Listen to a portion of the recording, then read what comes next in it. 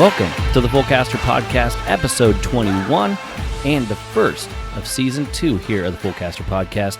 Really excited to get the new season going. We're recording this thing in November here at actually the Motorsports Development Group, MDG Kart Shop, and our guest today is the one and only Stu Hayner. Really looking forward to getting things rolling. This is our first on-location recording, Dirk, and looking around here at the shop, there's a lot of cool pictures, and we're looking at some different karts in the area here, just right in our home vicinity that we're recording this thing. And this is one of the last brick and mortar shops, and it's pretty cool to actually come here and check it out. Yeah, you can walk in. There's karts on display. There's a bunch of pictures of Stu's racing career as well as the teams, and parts hanging on the wall, steering wheels, gas tanks. It's pretty neat. Yeah, it's actually something that reminds me of.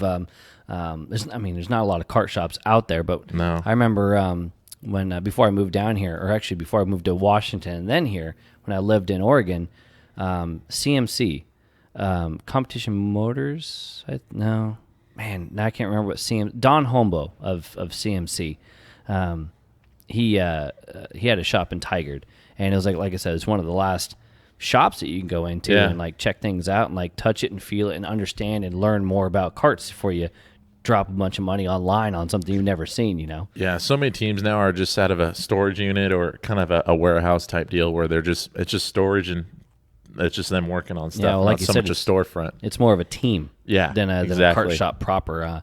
But we're going to get a chance to talk to Stu and about this here in a little bit. But like I said, it is the November. We're doing this thing. It's November, 16th? Yeah, November 16th. And we just got done on the other side of the, Rock the Rio. The racing season's pretty much done. I mean, LAKC's this weekend for their penultimate round on their makeup stuff. But people are kind of, if you're not going for a LAKC championship right now, I suppose you're probably just thinking about what, Chill Challenge has happened this last weekend. Mm-hmm. So we're already starting to have that off-season vibe going on right now and kind of prepping for the new season. And I think that's what's kind of fun about this time of year is, okay, we got one done, or for the most part, and now we're kind of prepping for the next one. And what are you going to do? That's kind of fun talking to people about what are your plans for 2021. Obviously, when we get this thing rolling, it's going to be the first week or so of January, so people should be kind of... Stuff will just be starting back up. Yeah. And speaking of starting things back up and kind of what the plans are, I'm hoping to try to run Challenge out of the gate. That's my goal, is to run the Challenge series, and if all things go well, a couple different classes, which would be pretty sweet. I've never done the Rock GP before, but I'm hoping to do Rock GP Masters as well as KA Masters, all because of my good buddy Jim Barry, who is the car owner there. So I'm hoping to do that. Might even get in the seat for these last couple LAKC races, and we'll see what happens the rest of the year. But right now the focus is definitely trying to get ready for Challenge. How about you, Dirk? What's the plan for 2021? Definitely want to make sure I see the focus for the year. Try to run that 8-race championship in KA Senior. Because you ran LAKC this year, for the most part. Ran LAKC this year, and I did Challenge for my first time back at Cal Speed when they returned. So that's Tri-C's definitely the plan, as well as I think I want to do Challenge again when they're back at Cal Speed. And that's really it. But just try to do my best in KA Senior and hang with the little kids in there. Yeah, well, we had joked about that before. You're one of the elder statesmen actually in the senior field, and actually without jumping around too much, I want to make sure we have plenty of time to talk to Stu to talk about elder statesmen hanging out with the kids. I got a chance to race with them quite a bit in the KA Masters division, but let's go ahead and without messing around too much more with these current events, let's bring on our guest today, Stu Hayner.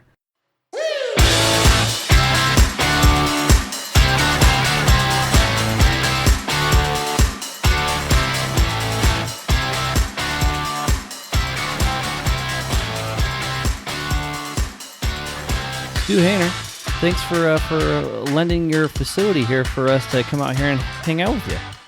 My pleasure. Glad we're doing this. Yeah, this has been a long time coming. Obviously, you had your boy Kyle on the show, I think about mid-season or so last year. One of the most downloaded episodes, actually. And it was for sure we had to get you on at some point. And I've been a pretty big fan of yours since I've been down here in SoCal, just rubbing elbows with you. And you kind of give me a bunch of crap when I first came down here. And isn't that the way? Yeah, it is the way.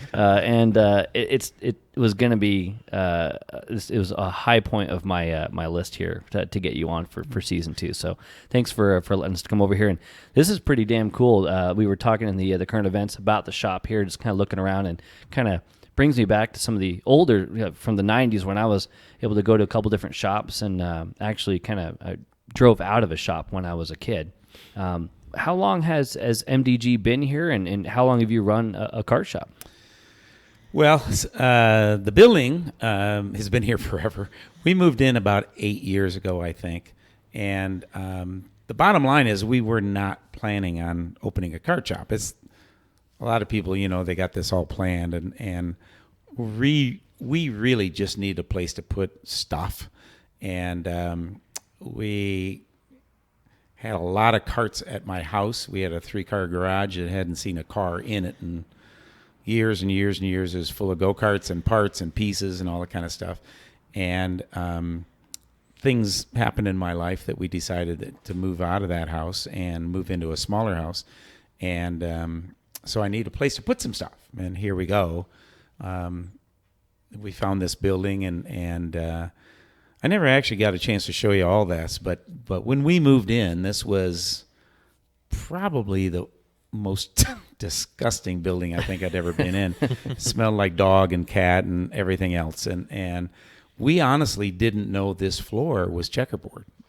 Oh, wow. It had something above it. Yeah.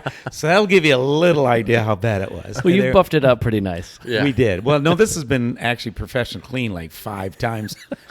It gets the white gets whiter every year. It does. It does. Anyway, and we're actually sitting in one of 5 rooms that was in this area we're sitting in. That was a room, that was a room, this was a room, this was a room. Oh, wow. And then we had the front. And if you look on the floor and on the ceiling, you'll see all sorts of spots that, that there were partitions and stuff. And that actually wasn't me. And that was my son, James, that I was out of town. I was in Atlanta doing some work. And he goes, Dad, I can take down some of these walls. And I'm going, that's probably a lot of work. And he said, no, they're not attached to anything.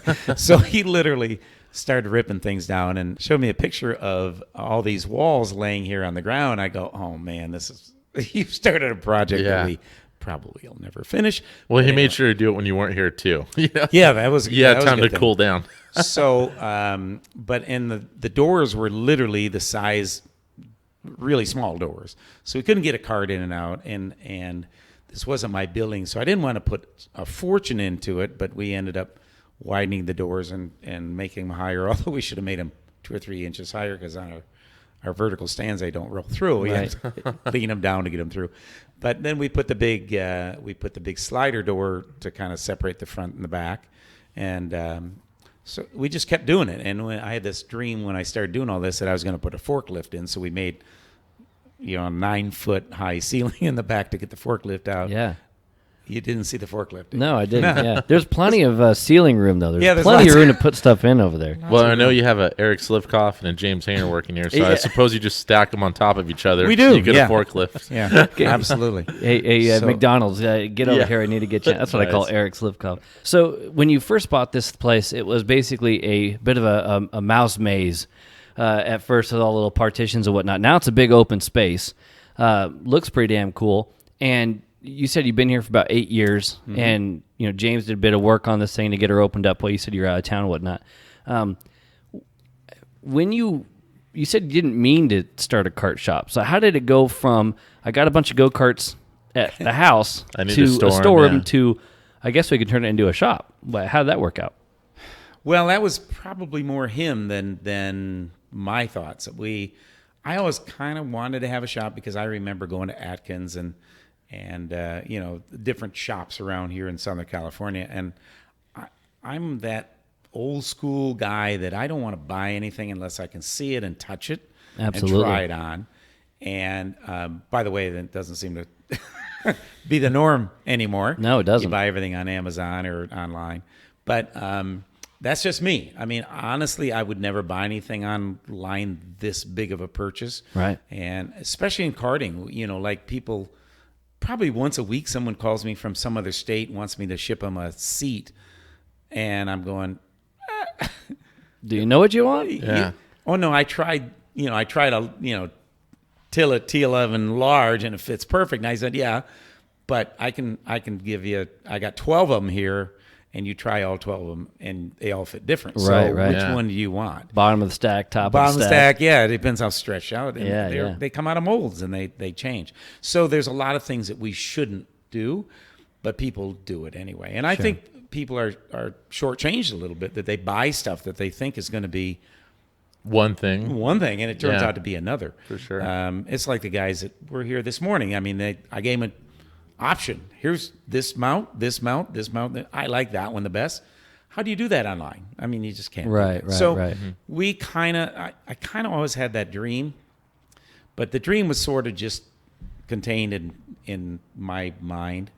And I will tell you that this actually just came up a couple of days ago, that somewhere along the line, about 2 or 3 years before I opened this, I would buy things kind of feeling that someday I was going to have a shop. But in reality, it wasn't ever, we never had a plan. Right. And so we actually just needed room, and we found room. But our original plan here was these 2 rooms were not going to be used. We were going to sublease these out because they had a lot of really tight, walls and things like that. You're getting phone calls now. I am getting phone calls. Yeah, it's Monday. We're closed. He's going to have to just let it ring, or you run over and get it.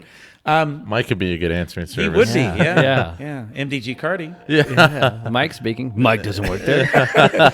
We don't have a mic. I'm sorry. Yeah. So speaking of MDG, how did you come up with MDG?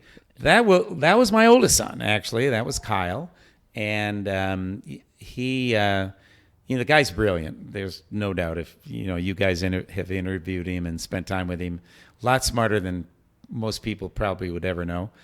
But he's very creative. He wants this, and I did not ever want to name it Stu's Kart Shop, for sure. Well, it was going to be Stu's Storage at the beginning, right? Stu's Storage. Well, there wasn't going to have a name. That has a much better ring to it, though. Stu's Storage. Stu's Storage, yeah.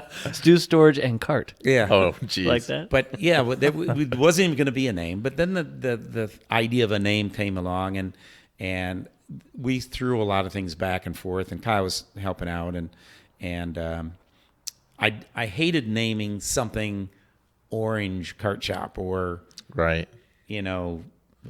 Whatever it is. As soon as you move, it's right. wrong. And you know how many businesses out there are called something.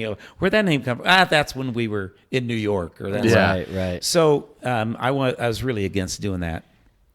MDG Karting was sort of his idea, his baby, that said Motorsport Development Group would cover us for whatever we want to do. So right now it's a kart shop, but we want to develop drivers. We want to become, a place to go for young kids to, start with their karts and then go ahead and get into cars and on to, Formula One, like every kid. Right. But anyway, so we bought that thing, and Kyle then, we shortened it to MDG, and but our legal name actually isn't MDG Karting. It's Motorsport Development Group.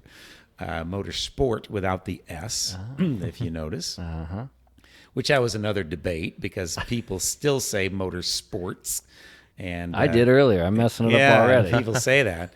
But it's actually should be motorsport, and that's what we decided to do. And then he also kind of came up with an idea with a logo. And so Kyle has a lot of influence in this shop, for sure.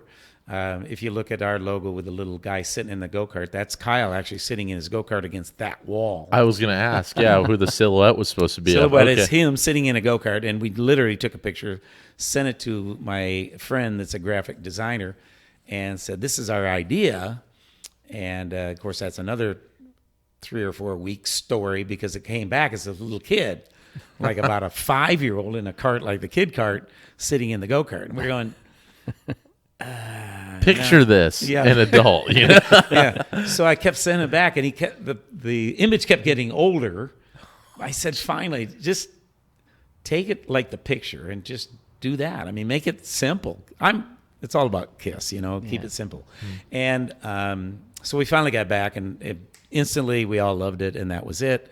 And then Motorsport Development Group became MDG Karting, MDG Kart Shop, whatever we decide to answer the phone they all know it's something to do with karting. Yeah. And And that happened fairly quickly after moving into the joint?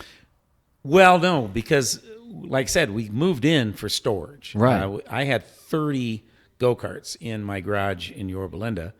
And literally we had, these, I don't even know how many gallon they are, 25, 30, 40 gallon crates, and they were stacked to the ceiling. And of course I had each one labeled, but every time somebody came over the house to get some, the crate was right at the bottom. I'd move 10 or 12 of these crates, and they weren't always the lightest. And then we'd dig them out. And so this is like an evolution of that. But, gotcha. Then James, like I said, came up with the idea to do the shop. He said, Dad, we could do a shop here. And what the heck, So we did. And but it was definitely a challenge. And if you come back in a month, you're going to see it's different than it is today. And if you came here last month, you'd go, oh, you did this. Every month, we're putting more into it. I mean, more time, effort, moving things around. Yeah, in fact, I was explaining to you guys when you showed up this morning, this was here last week. This was here 2 weeks ago. I mean, we move things around all the time. As you say, a bit of an evolution of what's going on. It is, and we evolve all the time. Yeah. Well, going back to, so you said you had about 30 go-karts and whatnot in the in the garage. Yeah. That had no cars. Yeah. And so at that point, you're already, it was 8 or so years ago, you got this place, right? Or MDG is going on, or have you been here? You said you've been here for 8. MDG didn't start until we had this building. Gotcha. So you were running before then.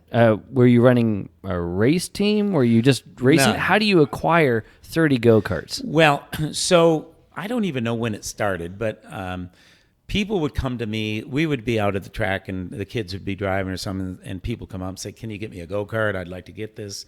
And yeah, sure. And the next thing I knew, I was helping people find karts. And then I realized, sometimes I was out looking at a kart, but there were 3 there. Well, gotta have all 3 of them. So I'd bring them back. And honestly, I think when I moved in, I had 30 barrels, not just 30 karts. I've always liked the color red. That's what it was. I don't like. It's not that I like the color red. Actually, I'm a blue guy, believe it or not. But don't see any Ricardos around here. You're sitting where our Ricardo just sold. Oh, really? Sent it to New Jersey. Cool. Last week, and with that T11. With that no, actually, his kids, it's small. It was a T11, but it was a small. And actually, there was a Leclerc sitting here 2 weeks ago. So thank goodness these things move around. If they were still here after 3 months, we're not doing any business. But no, we sell a lot of karts. So the red actually was because it's a long story. 2, everything in my life is a long story. So just tone me in. But Kyle was racing or starting to race. And when he got into junior, we were looking for a kart for junior. Well, at that time, I think the only manufacturer out there that was making a junior kart was Burrell.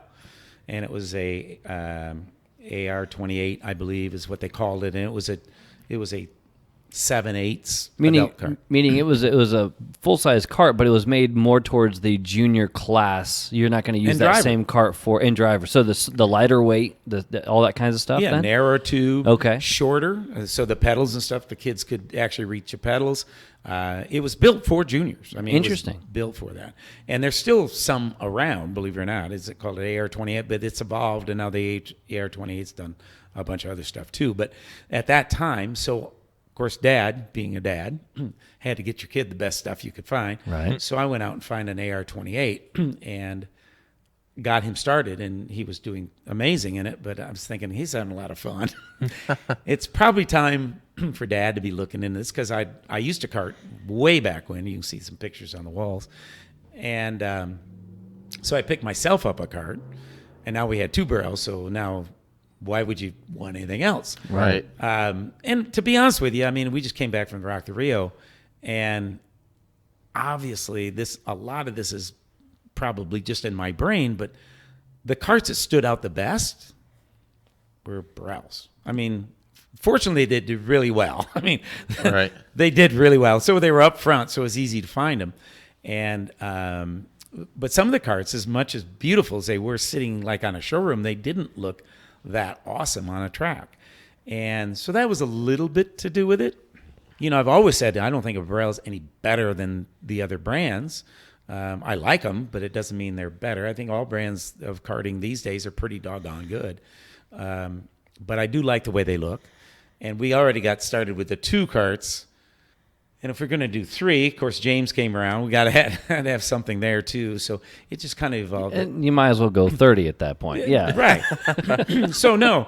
But when I was looking for used karts to help people, I felt, well, if I just kind of focused on one brand, it was going to be easier for me to get parts and pieces and things like that. So, yeah. So when I moved in, we had 30 Burrell here at the shop, man, with some other things too. And so we needed a shop, by the way. Yeah. And thank my wife. I don't know how she was so patient with me, but she was probably the first person to help you move in. No, she wasn't actually. She's been an amazing person for the last 38 years or whatever. But I mean, she's really never said no to my hobbies and the kids and everything else. I mean, she had no problem parking outside the garage of the cars. And I'm not saying she didn't have a problem with it, but she did not make an issue of it. Right. You know, I mean, and then I don't know how many new cars she bought over the years that we lived there too. But you know, I would actually be able most of the time to move the karts into one corner and she could park in, but she kind of shimmy between the karts and the car to get it in and out of the garage. No, I think she was really happy now. Yeah. But yeah. So that's how MDG got started and stuff like that. Let's rewind a whole bunch. As you said earlier, pictures on the walls from you karting earlier, whatnot. But let's talk about little Stu. How did you grow up in a racing family? How did you get around racing in the beginning? You know, I have no idea. So I didn't actually even think about karting or racing cars or anything. I remember my brother when he was about 12 or 13 years old, we had a farm and we worked on a farm. Here in California? No, in Michigan. Oh, okay. Born and raised in Michigan. And so we earned our 25 cents an hour. And of course, my parents wouldn't let us spend it on anything but save your money. And I think he saved up, I don't know, a couple $100 and went and bought a go-kart. And this is a long time ago, obviously. It was stuff that you guys probably had never even seen how bad they were back then or how antique they were. As a kid, though, this is happening when you guys are munchkins?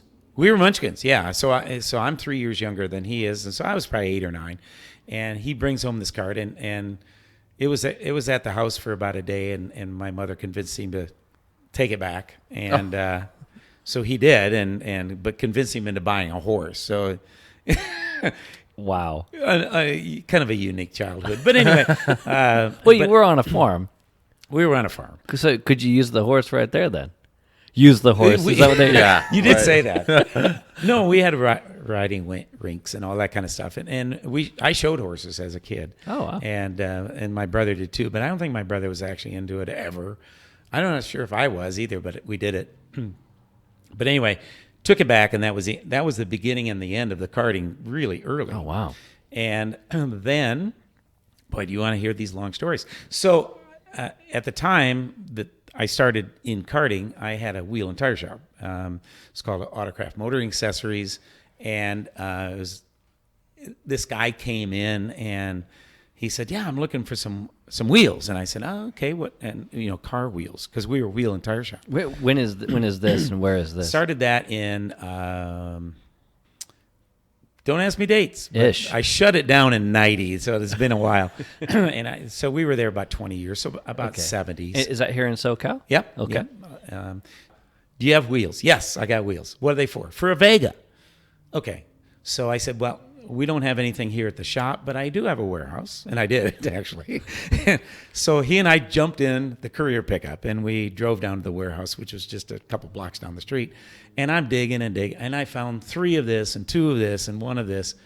And I come back, and I said, I'm really sorry, but I can't find 4 of anything. Wow. And he goes, oh, I don't need 4. And I went, what kind of Vega do you got? Yeah. And he said, well, no, I have a trailer that I built. It's got a Vega bolt pattern. I thought I'd make it easy on you. It was a 4-on-4 bolt pattern.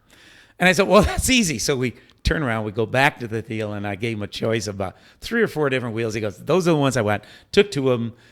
On the way back, I said, what's the trailer for? And he goes, I don't want to tell you. And he was actually a pretty nice guy. Turned out to be a good friend of mine. But I said, what do you mean? He goes, I just don't want to tell you. And which is kind of weird. Like, you're looking at me like, what the hell? Right. And finally, his name was Cliff Tatalian, and he was just a great guy. And he's, well, it's for my go-kart.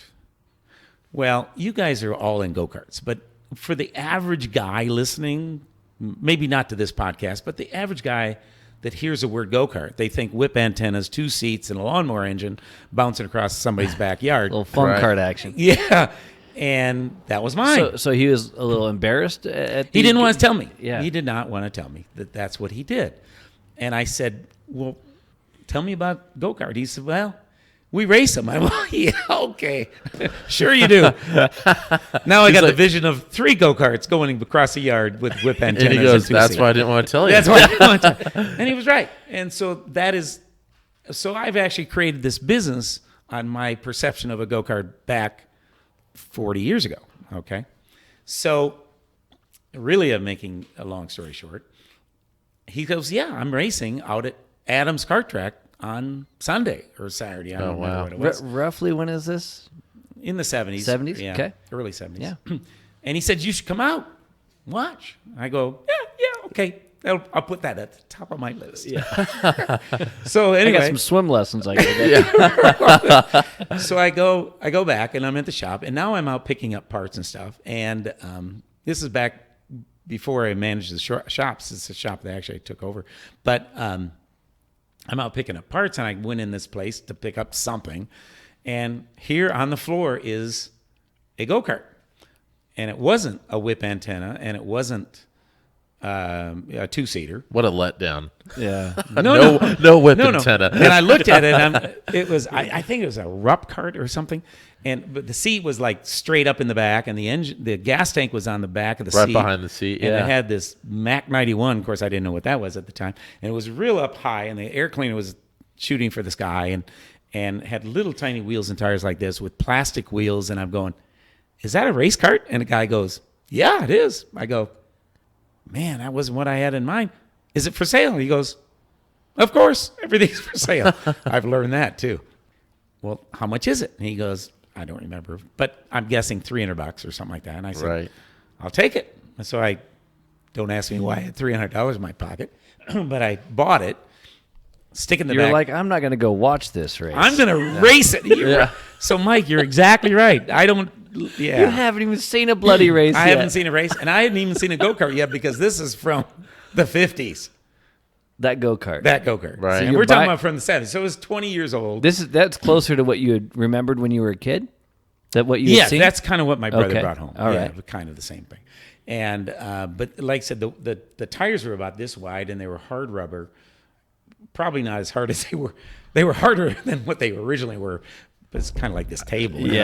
Plastic. It's been on the showroom floor for so long. So I take that thing home, and I'm just pumped as hell. Now I'm going to go out and show Cliff my new kart on Sunday. Of course, I'm going to race it. And so I clean it all up, and I mean, that was what I did, and I did it very well. You know, the Q-tips and all that stuff. And I made this old go-kart clean anyway. Load up in the van, and I roll out to Adam's Kart Track. And I don't find Cliff yet. I don't find anybody. There was a bunch of people out there. And so I said, yeah, I'm here to do the go-kart. And they said, well, okay, you go to that little building, you get signed, And well, I get back, and I'm unloading the cart. And they said, you know, you got to take it to TAC.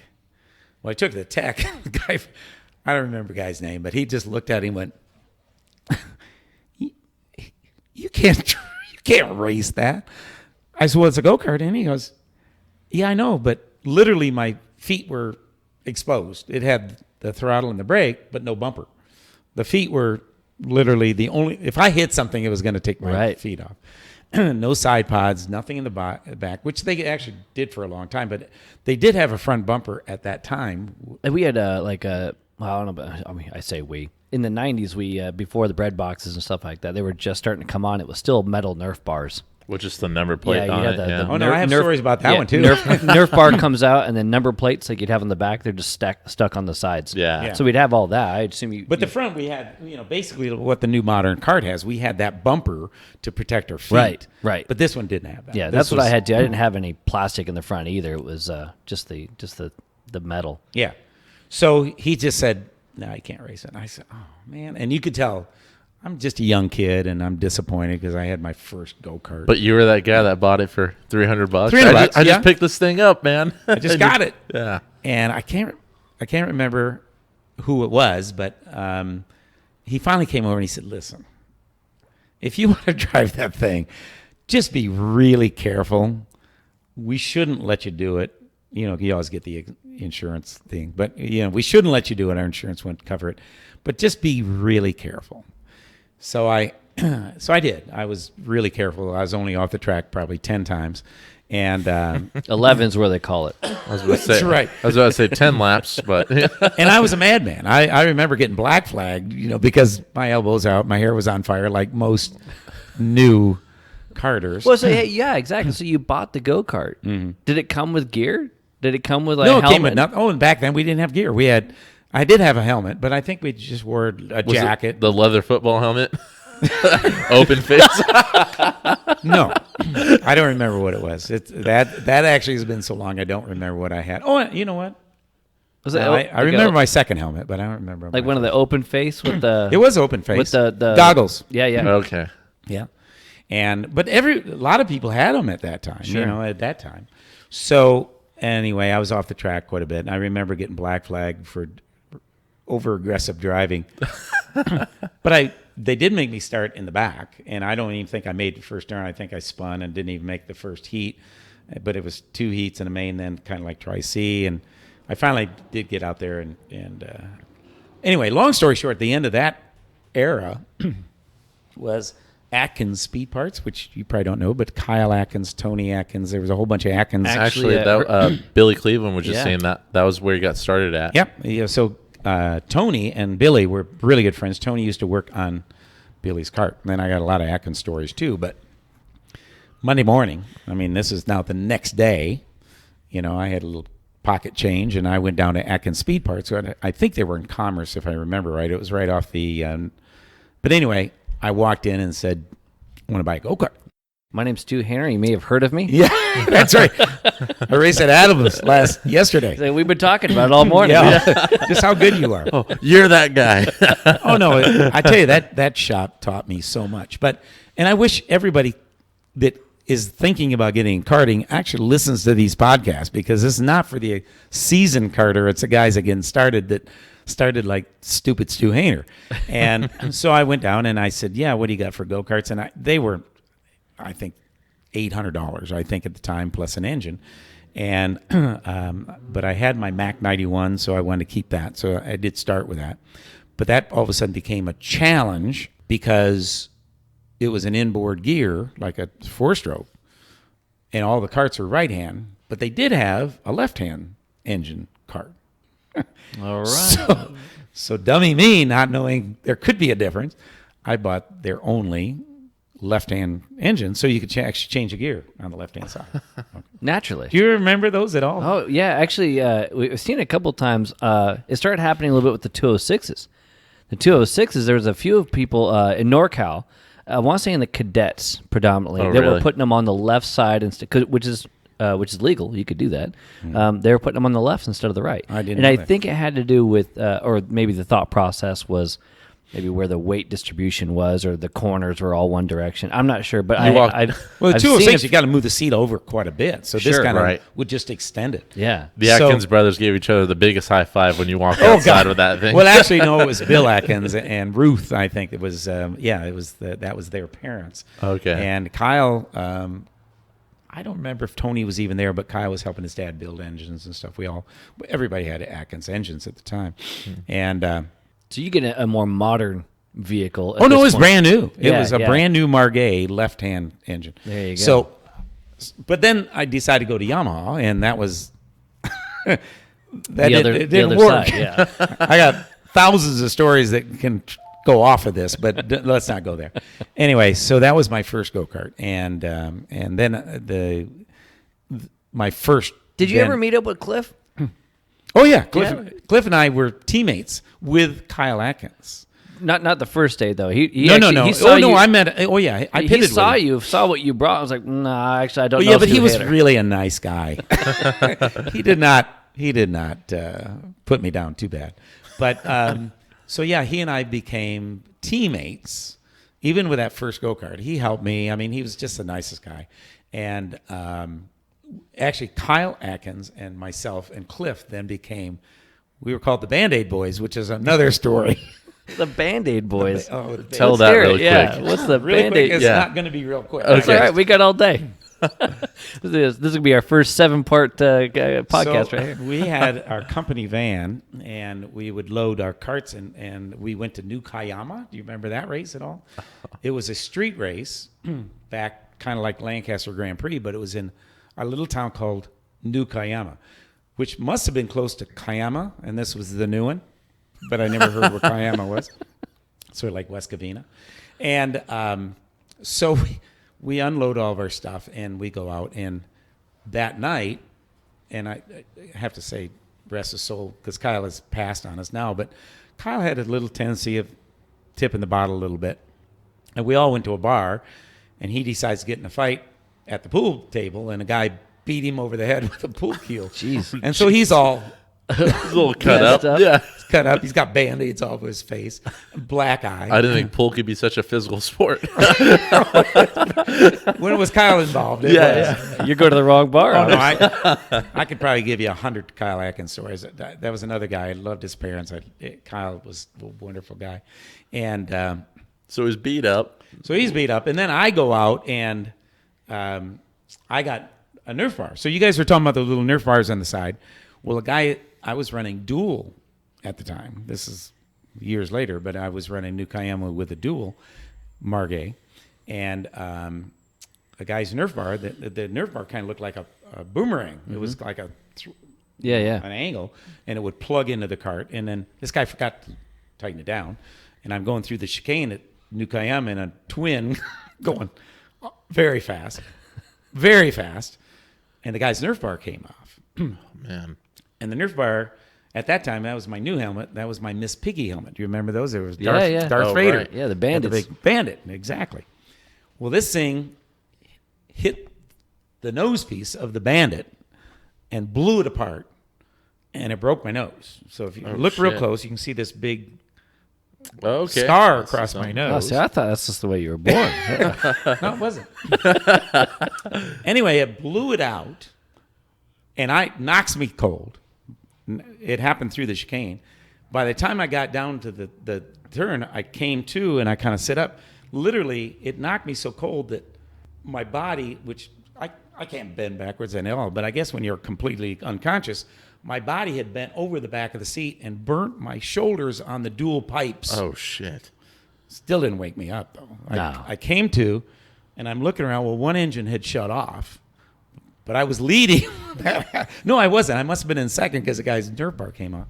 No, that was P-Pick too. So I was coming up through the field. Anyway, long story short, I'm trying to go with one engine in the dual class, and it wasn't working very good. Having a hard time breathing, all kinds of crap. Not only breathing, but I'm starting to get lightheaded. Oh, yeah. And I didn't realize that thing had broke my nose, and there was, it was a scene. It was a scene, and I pulled in the pits, and I couldn't get out of the go-kart because I was literally ready to pass out. They pulled me out, and the bottom of my seat was full. And so now I got Band-Aids. And I don't remember what Cliff did, but I think they call us a Band-Aid boy. They actually wrote it on the side of my van, the Band-Aid boys, in shoe polish, which was a thing. Right. Shoe polish and everything. So anyway, we're the Band-Aid boys. But so I end up getting a new cart, and eventually I got a right-hand Margay, and I became a pretty good customer of the Adkins, and that's how Kyle and I ended up hanging out together. So you end up getting into karting kind of by accident because this guy shows up to the wheel shop that you're working at, and you get the wrong kind of go-kart. You go out there a few times, but yeah. Again, you said the racing wasn't really in the background, right? It was just, what made you go, hey, I want to go do that? Like, that sounds like a good time. No, honestly, I was hooked. So I had built my first go-kart. We didn't talk about this, but I built my first go-kart with a neighbor that knew how to weld. And so when was that? Like when you were a teenager? No, I was really young. Because my brother bought the kart, remember? And they took it back. Well, I wanted to build one now. Oh, naturally. So I built one, and it had my dad's lawnmower engine on it. That's another story.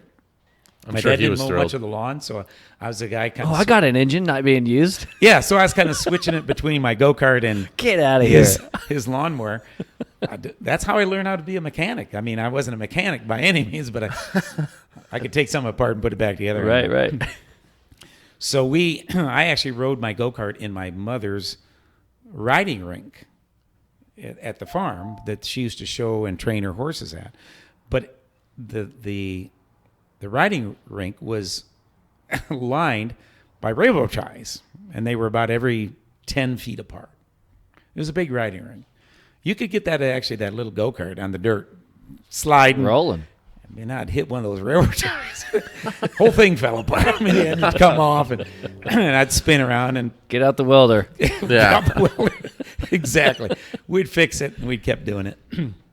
And then one day, I think I did get hurt. My mother said, "Yeah, not doing that crap anymore." So that was probably the end of it. But I did experience that. I did have fun in speed. My brother used to tow me in a wheelbarrow without the wheel on it, just the sled. It was a barrow, basically. Yeah, nice. And they used to hook a chain up to it and tow us behind the 48 Ford tractor that we had on the deal. And see, Mike, they weren't using the horse; it was just a pet. Yeah, they had tractors. Well, they showed him. Remember? Yeah. They showed him. It actually had the throttle was up on the dash, and it would only go so far as about on the horse. No, on the 48 Ford tractor.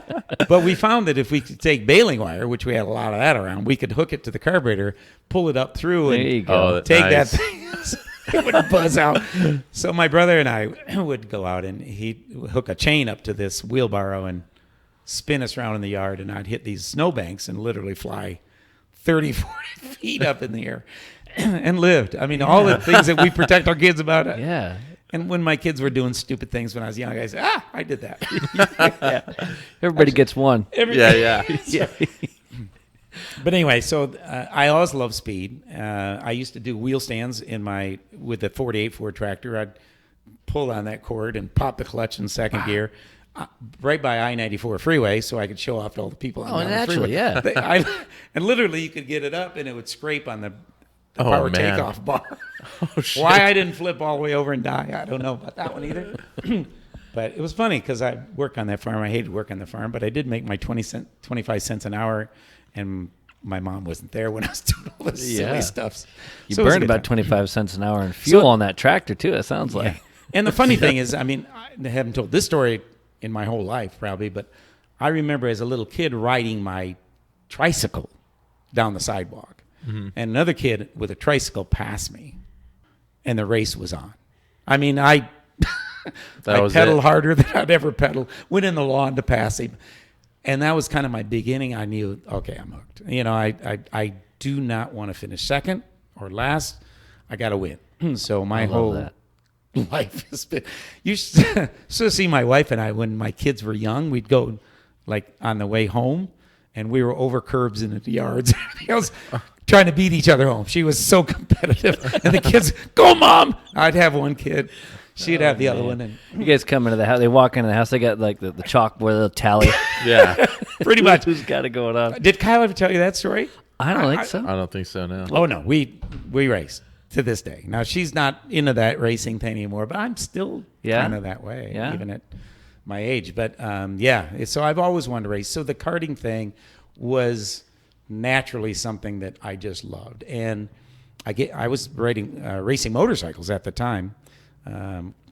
And desert mostly, but this is when you got the when I got my first go-kart, the Yamaha and all that kind of stuff. You're doing I was still doing motorcycle stuff, and I still had my motorcycles, and but I just that was the end of that when I got into karts. It was so much more fun than motorcycles, and I was having a lot of fun, but I pretty soon I was going out to the motorcycle track by myself because all my friends didn't want to go with me because they were sure that they were going to have to haul me off in a basket. Right. Yeah. I was young and dumb at one time, just like you guys, I'm sure were. But, we were doing doubles. Now they're doing triples and everything else. But I was doing doubles, and nobody had even... Yeah. They were just... Yeah, there's not a lot of... And the suspension is phenomenal back then. Oh, yeah. Yeah, really good. I mean, God, you didn't need a front bumper when you drove that kart. Your legs are fine. Yeah, exactly. Yeah, it's like I got this. Yeah, the motorcycle days. I do still see people that motorcycle with me, and they said we just didn't want to be around because we knew you were going to die. Man, we didn't want to be there. I'd rather read about it than have to deal with it. That's right. But anyway, I was young and dumb, and we all kind of were at that time. But so when the karts came along, I really loved it, and the speed sensation was wonderful because anybody that knows karts knows that 60 miles an hour feels like 120. Right. And what's really cool about a go-kart is it'll turn at that speed. Right. Where a motorcycle, 60 feels like 40. Mm-hmm. So you got to do 90 to feel like 60. Hence the danger. Hence the danger. Yeah. And so anyway, long story short, I love the karts, and I really never look back. So you start racing karts. Then we're talking about the 70s. You're racing karts, and when you get into it, and with the Band-Aid boys, and all these guys, is there a time where like you started going, I want to race this championship or go for this particular thing, or you just kind of, this is a local race, I'll go do that, or was there a schedule you tried to follow or goal? No. This story I tell quite a bit to my new customers, so I'm going to tell it to you. So my first race in the Adkins Margay. Now I have a new kart. I got a new helmet. I got the Miss Piggy, or the Bandit. The Bandit helmet, black, of course. And I'm thinking because of how good I was that I was going to qualify and win the race. Naturally. This is my first race now. Yeah. Because the other ones didn't count because I don't think I even finished a heat down that old kart. It was just that. But anyway, so I remember going. Cliff and I are together, by the way.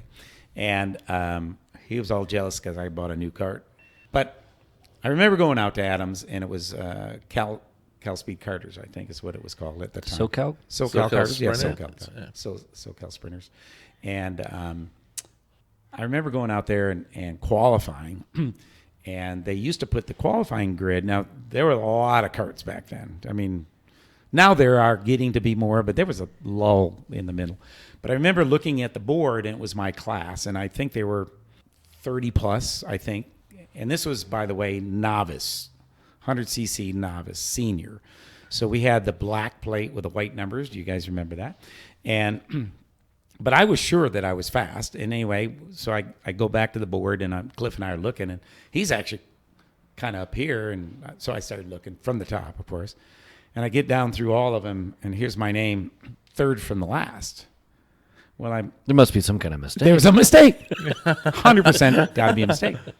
So I literally went over to the little building where the girls used to, they just had stopwatches or, nothing cool like now. And I went in, and the ladies were really nice. And I said, hi. I said, I'm number 70 or 71, whatever I was at the time. And I had to fight with John Bush. I don't know if that's another story. But anyway, I go out there, and I said, I think you guys made a mistake because I know I'm a lot better than third from down here. They said, what's your number? And I told them, and they said, okay, well, let's look. So they're going through all their data, and got 3 women doing the timing, and they're looking. No, it wasn't here. Okay, well, it wasn't. Trust me, they were right, and I was wrong. And they said, listen, we do make mistakes. They were so nice. Said, well, just go out there and start last or wherever you are and do well, because if you're that good, you're going to pass them all and you'll win the race. Which, of course, put a little bit of thrill in me because here I'm going to start last. I get to pass people. So I go up to the grid and I line up and I'm looking. I can't see the front. I mean, I'm going, geez, my knees. And I look behind, there's like 2 guys behind me. I go, guys have a tough qualifying night. Yeah, we didn't go out. I'm going. The guy in front of you actually didn't go out either. You're probably right. That adds to the story for sure. But they didn't, and so they didn't qualify. That's the only reason they were behind me. Buddy. So I go out, and I didn't make the first heat either. I think I spun or something. Long story short, over a period of 3 or 4 months, I actually started finishing sessions, and finally finishing a race. And so my goal was, I don't care where I finish. Yeah. Just finish. And then my next goal was finish every session, whether it was practice, qualifying, or whatever. And so I set my goals high for some people, but pretty low, actually. Yeah. But I could reach my goals. Well, you were such a natural at it. I was such a natural. And of course, Cliff was up front and Adkins was up front. But actually, they weren't even in our class because we were novice. We had the black plates with a white number, and they all ran yellow plates because they were that good. Cliff ran intermediate, which was white plate with black number plates. And I was just dying to get up with him. So then my next goal was finish in the top 15. And that took me quite a few gallons of gas and quite a bit. But I could see light at the end of the tunnel. I mean, I was starting to see, okay, I'm getting better. I will get up there someday. Were you practicing a bunch, or? No, we didn't even know about practice. We go out for the race. And, Gotcha. Oh, gotcha. Okay, yeah. So that's definitely going to prolong the development. It definitely. There as well. No, practice makes perfect. So I remember I was starting to run actually kind of the top 10 in novice, and I had my girlfriend with me, which is now my wife of almost 40 years.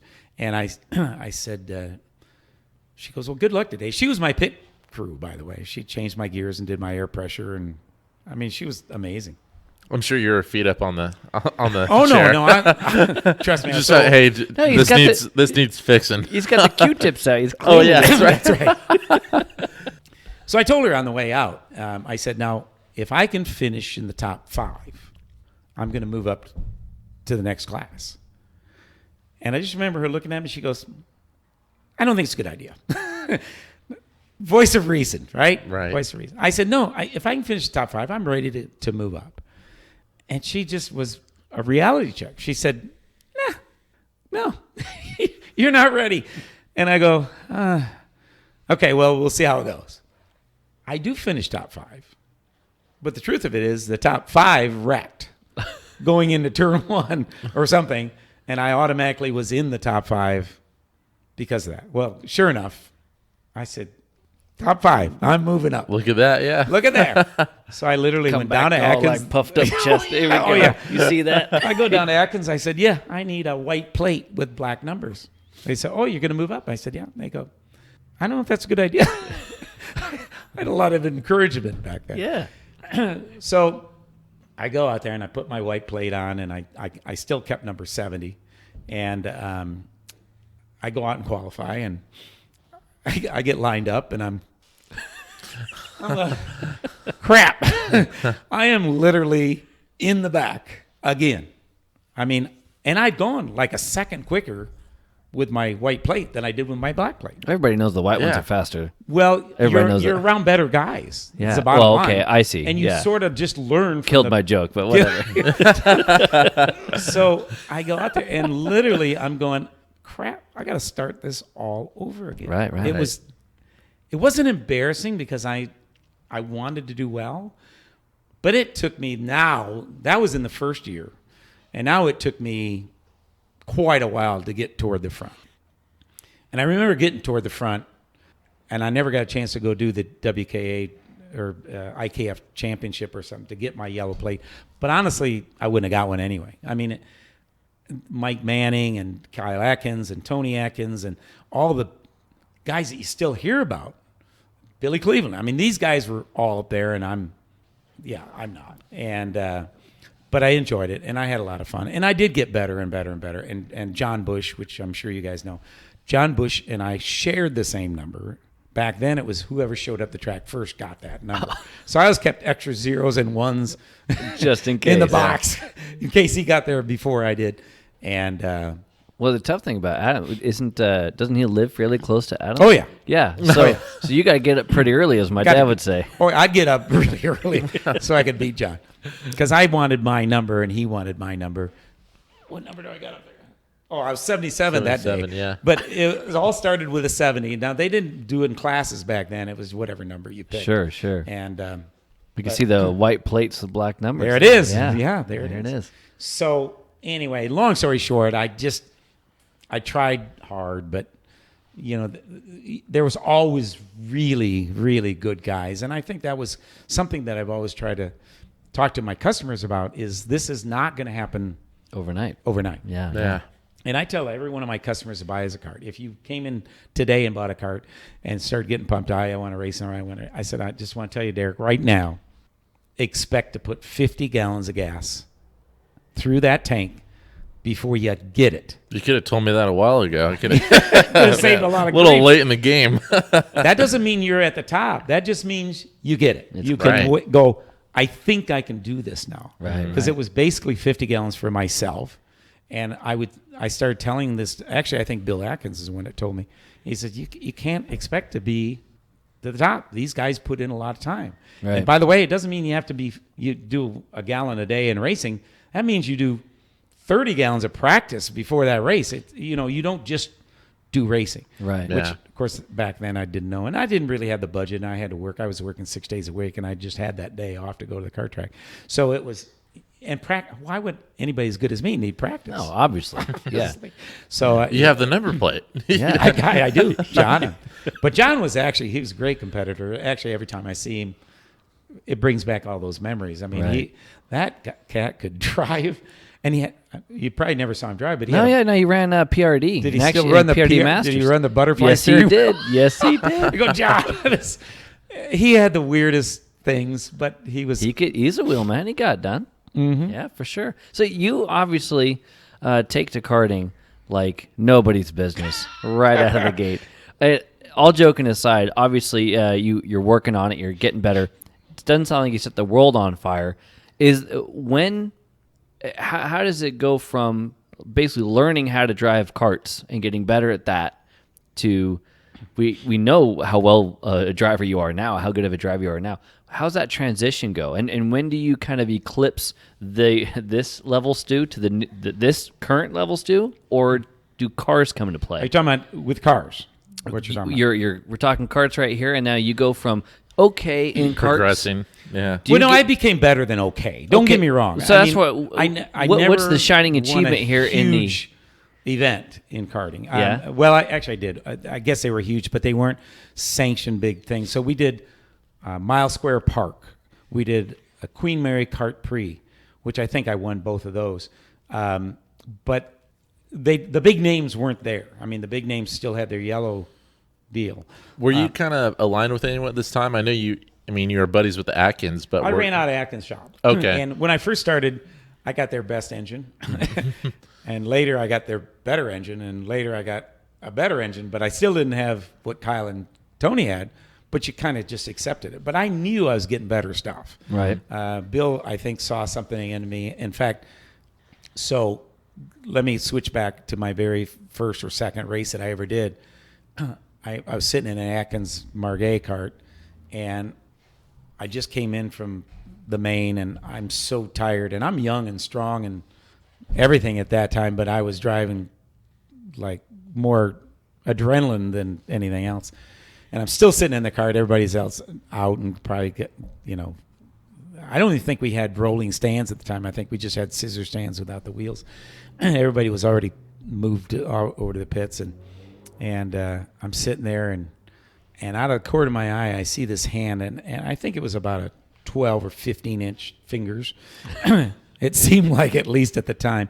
And it goes over the top of my shoulder, and I feel the presence of a person. But I had my helmet on. I couldn't really turn around.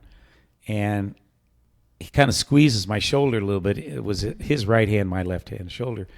And he said, son, now they were from Ohio, but they were really close to Kentucky. So he sounded like a Kentuckian. He goes, son, I want you all to know that if you just slowed down a little bit, you'd be faster. Now, I have said that probably 1,000 times since that, but at the time I was offended. Why would anybody tell me to slow down? Because I knew that with my elbows out, my hair on fire, that was as good as I was ever going to be. Right. And I think that was the day that Bill took me under his wing. And I ended up getting the same suit as Kyle. I got the same helmet as Kyle. Kyle was in a yellow plate, but I was still in my white plate. But we had the same stuff. And he said, you can look like Kyle, but until you drive like Kyle, you're not Kyle. But watch him. And here's Kyle Adkins. I'm sure you probably never got a chance to see him drive. But he was so relaxed. He literally, his elbows would bounce with the bounces, and his head would just, his whole body would just kind of go with the flow. Yeah. So instead of trying to be a better driver, I tried to be Kyle Adkins. So that's when I got the same suit and I got the same thing. And one of my biggest compliments I ever had was somebody came up and they said, I can't tell you from Kyle Adkins. Yeah, exactly. And that's driving. But I was smooth and I would finally relax. Mm-hmm. And that was the turning point also, is when I became much better. Got it. And so I took a huge jump at that time when I finally just didn't grip the steering wheel so tight and I just relaxed. And back then they weren't teaching me what I now teach my customers about. You got to look a lot farther ahead than what you're doing, and you got to relax and let your body. They were showing me how he drove, and I had to emulate it, basically. Mm-hmm. Right. Yeah, not a lot of coaching per se back then. Just like, no, they didn't. Watch that, do that. Watch that, do that. Exactly. Right. And then one of my other great days was when Tony Atkins was running dual with a Margay twin Yamahas. He might have had twin opens. I don't know. Those guys were pretty fast. And they'd already won the 2 heats. They'd already won the championship, so they didn't have to do the main. And they said, why don't you go do the duel in the main? And I said, what happens if I screw up? They go, you're going to be fine. So I drove his kart. Oh, my God. Yeah, it was the shifters of today. I mean, it had, 35 horsepower probably, and they were a lot lighter than they are today. Twin Yamahas with wet clutches, and they were hard to tune and all of that, but Tony did all that for me. Anyway, I came back, and that's when I decided it was time for me to get a dual too. But that was kind of the turning point of having his advice to slow down, go faster, watch Kyle Adkins. And when was that all happening? Was that are you in the 80s at that point? That was in the 80s. Yeah, probably. Yeah. So, so the transition from cars to karts was that original kart that I got from Adkins. I had a friend of mine, which is on that poster up there. He was a race car driver, a real race car driver. And I was at Oxnard with my girlfriend, still my wife. And that's when I was starting to be up front. I mean, I qualified up front, ran up front. If I didn't, I could win. And we were in the pits, and a future friend of mine, Robert Carradine, was racing. And these 2 guys walked up by the fence with a lady. And one of them said, I used to kart when I was a little kid. I'm thinking about getting back in it. He said, do you care if we came over and looked at your stuff closer? And I said, yeah, come on over. So they walked around the fence and got their passes, and they came in, and both of them sat in my go-kart. One turns out to be John Morton, which if you really were an old-time karter, you'd know who John was. He was like my hero. Kind of looked like John Lennon. Very dry, funny guy. Still around, actually. I think he still does some stuff. But John was there, and a guy named Pete Halsmer, which is that guy up there in the IndyCar. And they sat in the go-kart. This is another story. Can I bounce to another story? Do what you do. So they sat in the go-karts, and we talked a little bit. I didn't know who Pete Halsmer was, and I had no idea who John Morton was, and I sure had no idea who the girl was, and it was Sylvia Wilkinson, which is a children's book author. They were still just strangers to me. Now, about 6 or 8 months ago, I'm in my new wheel and tire shop, and these 2 guys come in a suit and tie, which nobody came in a suit and tie. And one of them looked really familiar, but I still wasn't putting 2 together. The one guy I'd never seen. And they said, we would like to approach you for sponsorship for our race car. And I go, what do you got? And he go, it's an Indy car. Well, I didn't even watch an IndyCar race. So I knew very little about it. I had been to a Formula 5000 race, but that's all. Is this in the 80s? 80s, okay. And so I'd been to Riverside Raceway and watched the Formula 5000, but I'd never seen an IndyCar. And now they wanted to get sponsorship. And I kept looking at the guy. I said, do I know you? And he goes, I don't think so. So we're talking a little bit. And he finally goes, did you go-kart? And I said, yeah. And he goes, I think I met you at Oxnard. And I was with John Morton. Oh, John who? I ended up sponsoring. But I said, well, how much is it going to cost? And they said, well, to be number one, to be the primary sponsor, it's $50,000. I had just opened my shop. I hadn't done 5,000 retail yet. And I said, well, that's a little out of my budget. Like, I'm down with the 5. Yeah. The 5 part's good. I said, I just can't do it. I said, I'd love to do it. And so we end up, that was Pete Halsmer, one of the guys in the suit and tie, which I don't think he ever wears a suit and tie a day after that I know. But anyway. Just when it counts. To get that big sponsorship. I had just opened my wheel and tire shop, and I just moved in. He's like, new business. This guy's got to have He's got a lot of money. I think we were there 2 weeks and stuff. And long story short, I said, well, listen, I can't do 50,000, but I could probably come up with $1,000. Now, $1,000 back then was pretty steep for me. I said, well, actually, $1,000 can buy a set of tires.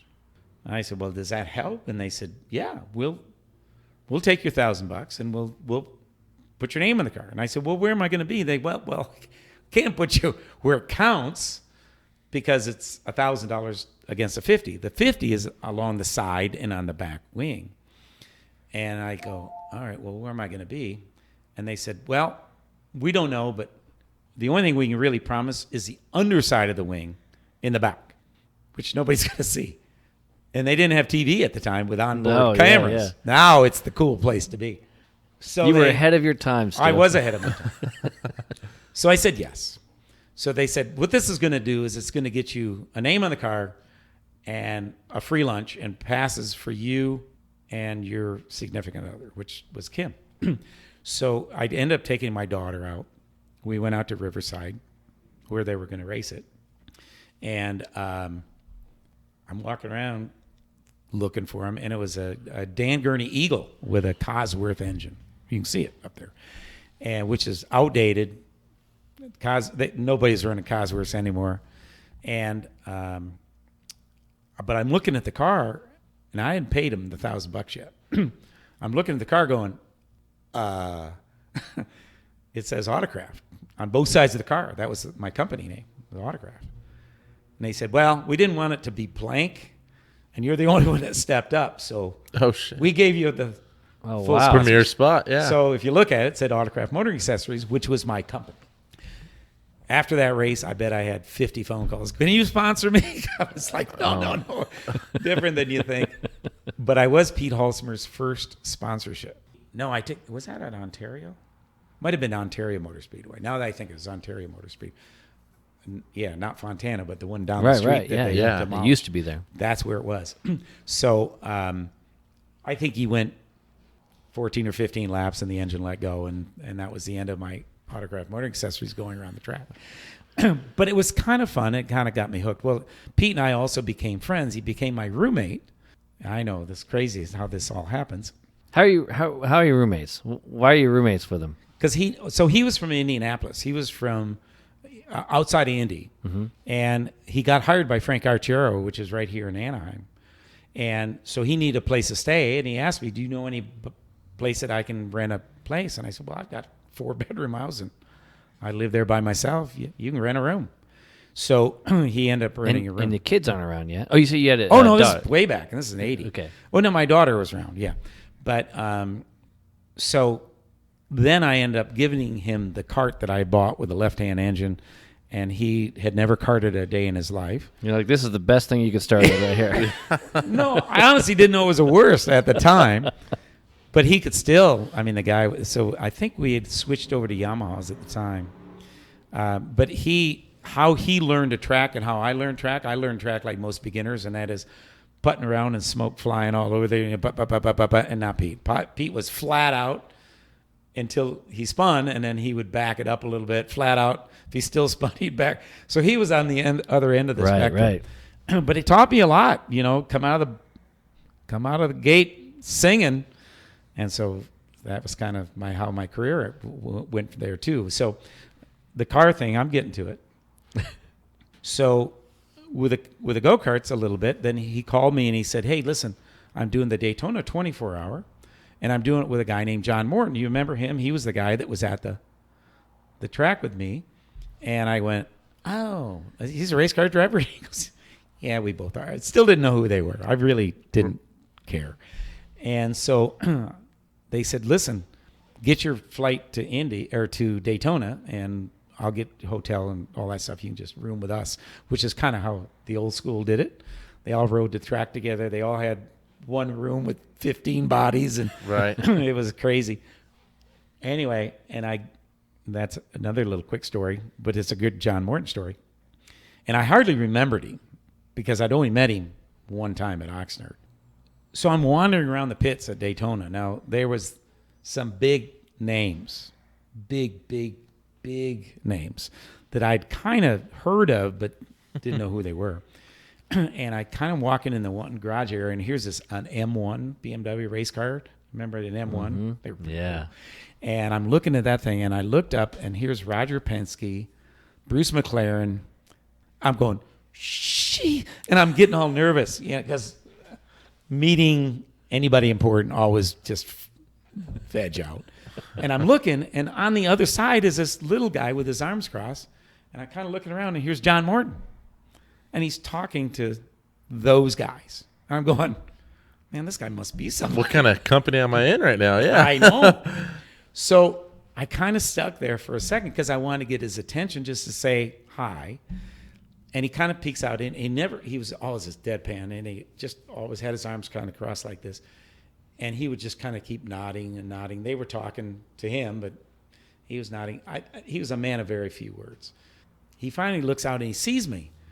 And he says, you could hear him. He says, excuse me, I got to go say hi to this guy.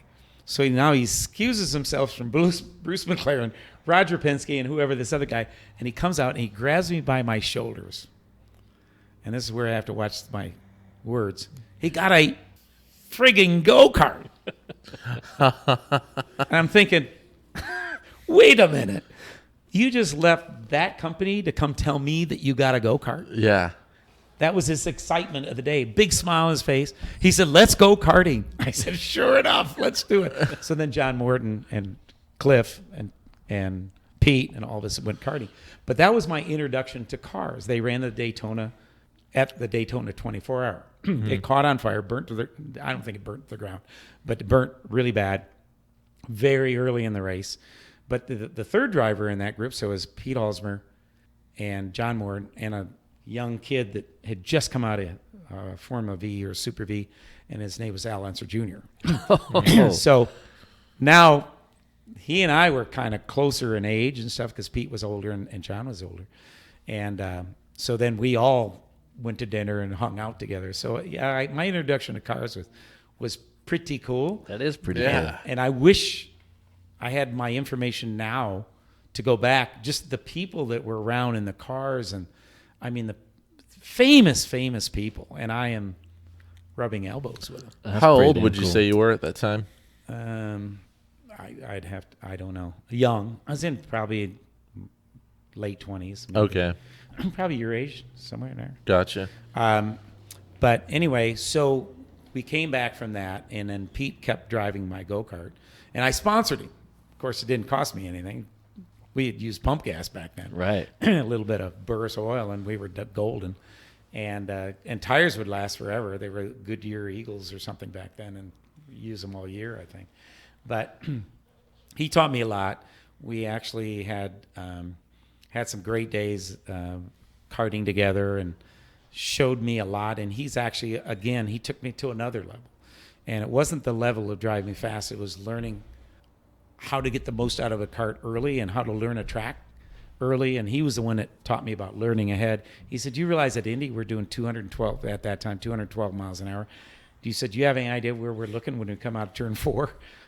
You can't even imagine, because you're going over a football field per second, and you had to be looking a couple seconds ahead. So you were literally way out there, looking way out. So I emulated him, and I learned quite a bit. John, really, we never talked about that much at all. But John and I end up racing at Long Beach. Can't think of the track down there now at the time. I will probably after you guys leave.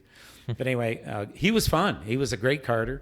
So now it's Pete, Cliff, myself, and all of us. And so my karting sort of started there. Now I'll get back to the question that you asked. How'd you get into cars? Pete was hired. Now, I could be wrong about some of this stuff. So, Pete, if you're listening and I'm making a mistake, it's how I remember. Pete was hired by two guys that were building a Super V. Now, Pete had done Super V with Little Al Jr. and a lot of other guys. They were doing the Super V series, which was called at that time Mini Indy. Okay. Mini Indy race. And they used Volkswagen engines, 1600s or something like that. But they were pretty hot rod pieces.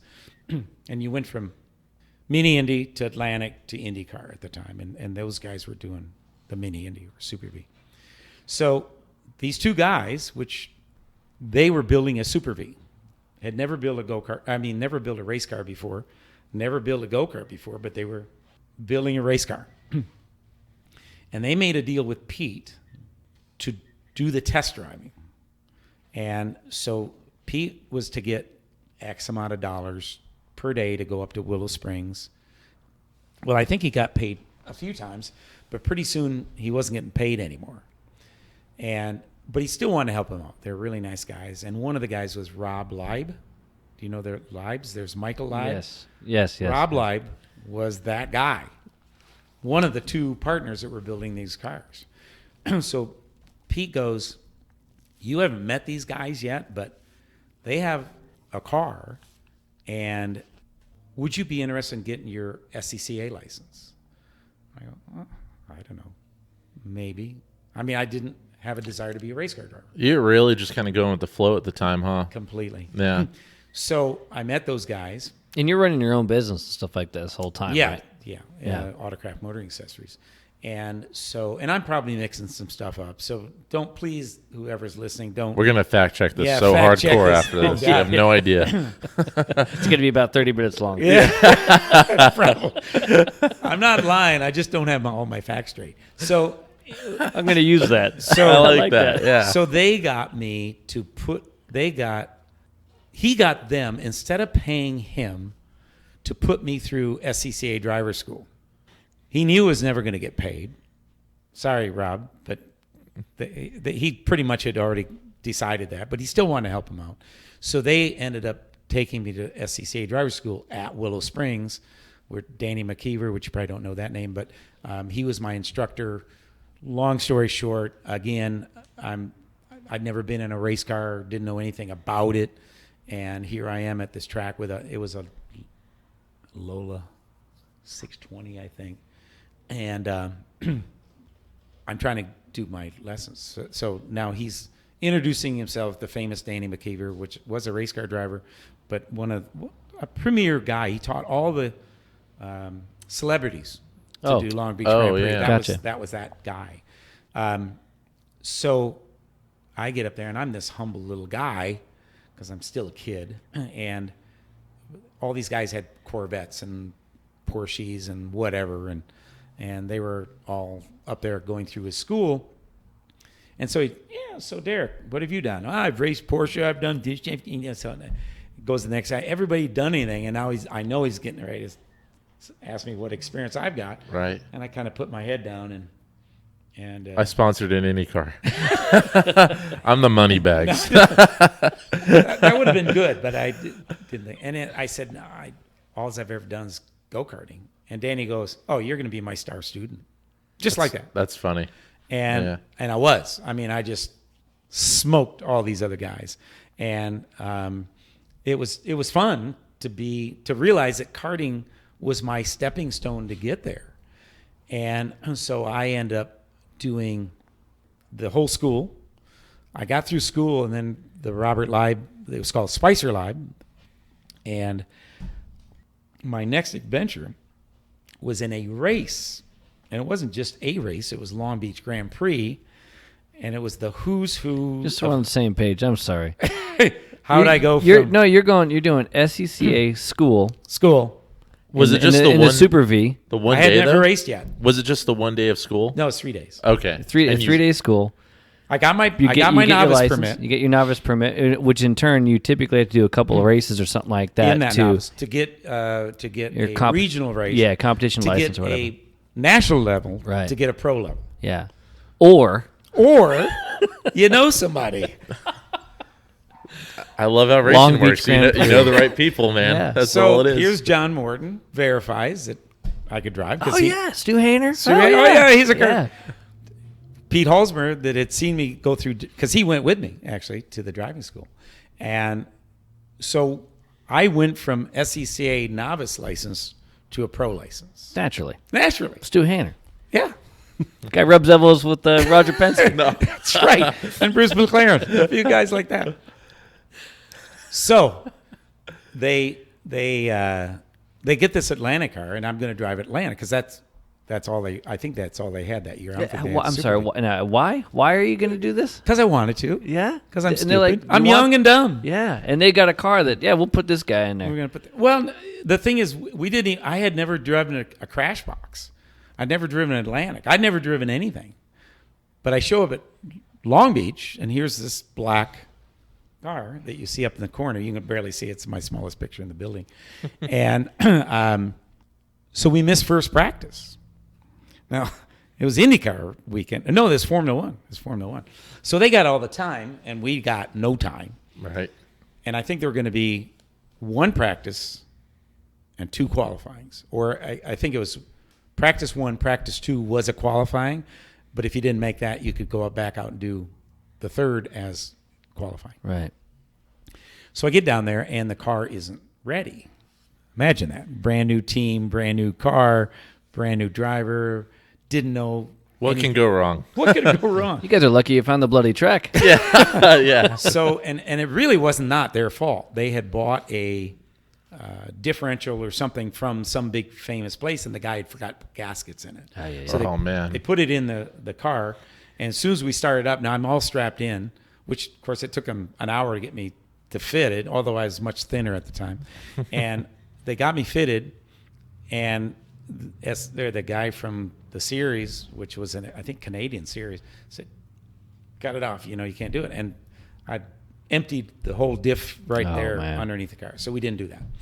So missed first practice, again, still haven't been there. They go back, they get it fixed. I think I missed the second practice because they were still working on it. So now I have one chance to learn the track, learn the car. And I think they had 45 or 48 entries, and they were only going to take this many. 44 is what they're going to leave one guy whatever out. It was. And now I'd never done a standing start. I never had done anything. Did you feel pretty comfortable getting in the car, though? Oh, God, no. No? No, I was scared shitless. Yeah. Oh, sorry. Scared to death. No, you're good. And You're good. So I get in the car, and I finally get out on the grid. Well, now that's the final qualifying. Al Jr., which I knew him, Michael Andretti, John Paul Jr. I mean, it was kind of. This is the hot time. This is where you're going to put the lap down right here. This is what you got to do. And I don't even know which way the track goes. Yeah. So I go out, and I did learn tracks pretty good from my karting days. And believe it or not, I put it in the field. This time when you're looking at the charts, did you start from the bottom? Yeah, you did go to the top. I didn't even look at the charts because I knew. Because honestly, there were some corners, it's like, I was still clutching it because I didn't know how to do a crash box. And for that, to look at the times, it doesn't matter. Did I make it? Cool. And then we made it. Yeah. So then they said, okay, have you ever done a standing start? And I go, what do you mean standing start? You don't line up and like a go-kart race? And they go, oh, no, you warm the tires up and you stop, and when you see the lights go out, you go. And I went, well, where are the lights going to be? And they go, up in front of the front guys. And I went, I have experience. Yeah. I have this story down pat. I'm sure these guys behind me missed qualifying. There were only like one or two behind me. It just reminded me my whole life. Champions provisional. They didn't go out. Jesus. Oh no, it was deja vu all over the place. Man. So the best way for you to, provisional. that's the best way to start. So I come out, qualified, I don't know. It was probably 43rd or something like that. Maybe Kim can remember, but she's not around to ask. You but made it was the in show. the back. Mm-hmm. And so we go out there and warming up the tires. Of course, I really don't even know how to warm up tires on a race car yet. So I'm kind of doing what the guys in front of me are doing. But what they were doing where I really failed is doing standing starts. Because I didn't know how to do a standing start yet. So I didn't really want to stall the damn thing. So I'm warming up tires, and I can see everybody. I'm sitting back there, and I go, wow, when the lights come, I had never watched a 401 race. I don't know anything about this. And pretty soon, a light comes on. Well, then another light comes on, and then I couldn't see anything anymore. The guys are, whoa! And all this exhaust. I can't even see the car in front of me. Yeah. And I'm going, now what do I do? And all of a sudden I hear a bunch of noise, but I can't even see the cars in front of me. So I get the thing going. When I got into turn one, they were coming down the back straightaway. Oh, shit. I'm going, what did I get myself into? And this is the old track. So turn one was a right-hander, not the left to take you through the fountain. So I have to think about that. So I think it was there was no fountain at that time. right. Yeah. But I think it was the right into a left. Yeah, I think. But anyway, and I did Long Beach Grand Prix, I don't know how many times, and every year for a long time it was different. We actually went under the hotel parking lot one year. I mean, we did all sorts of different things because as they were building, they kept changing the track. Right. But it didn't matter because I was learning the only track I knew, and that is I didn't know what it was doing. But I was pretty comfortable by the time I got done with qualifying because qualifying wasn't like a 5-minute. It was 15 minutes or something. So I had 15 minutes to kind of, and I'm still stretching, trying to learn where the hell I'm going. So I get to start, and I'm actually doing pretty good. I think I passed 4 or 5 people. I had to catch them because I was dead last. I mean, by a lot going into wherever the turn one was. But I kept picking up people, and all of a sudden I see a blue flag, and I'm going, they don't use those much in karts. But I check my mirror, and I look, and here comes Al Jr.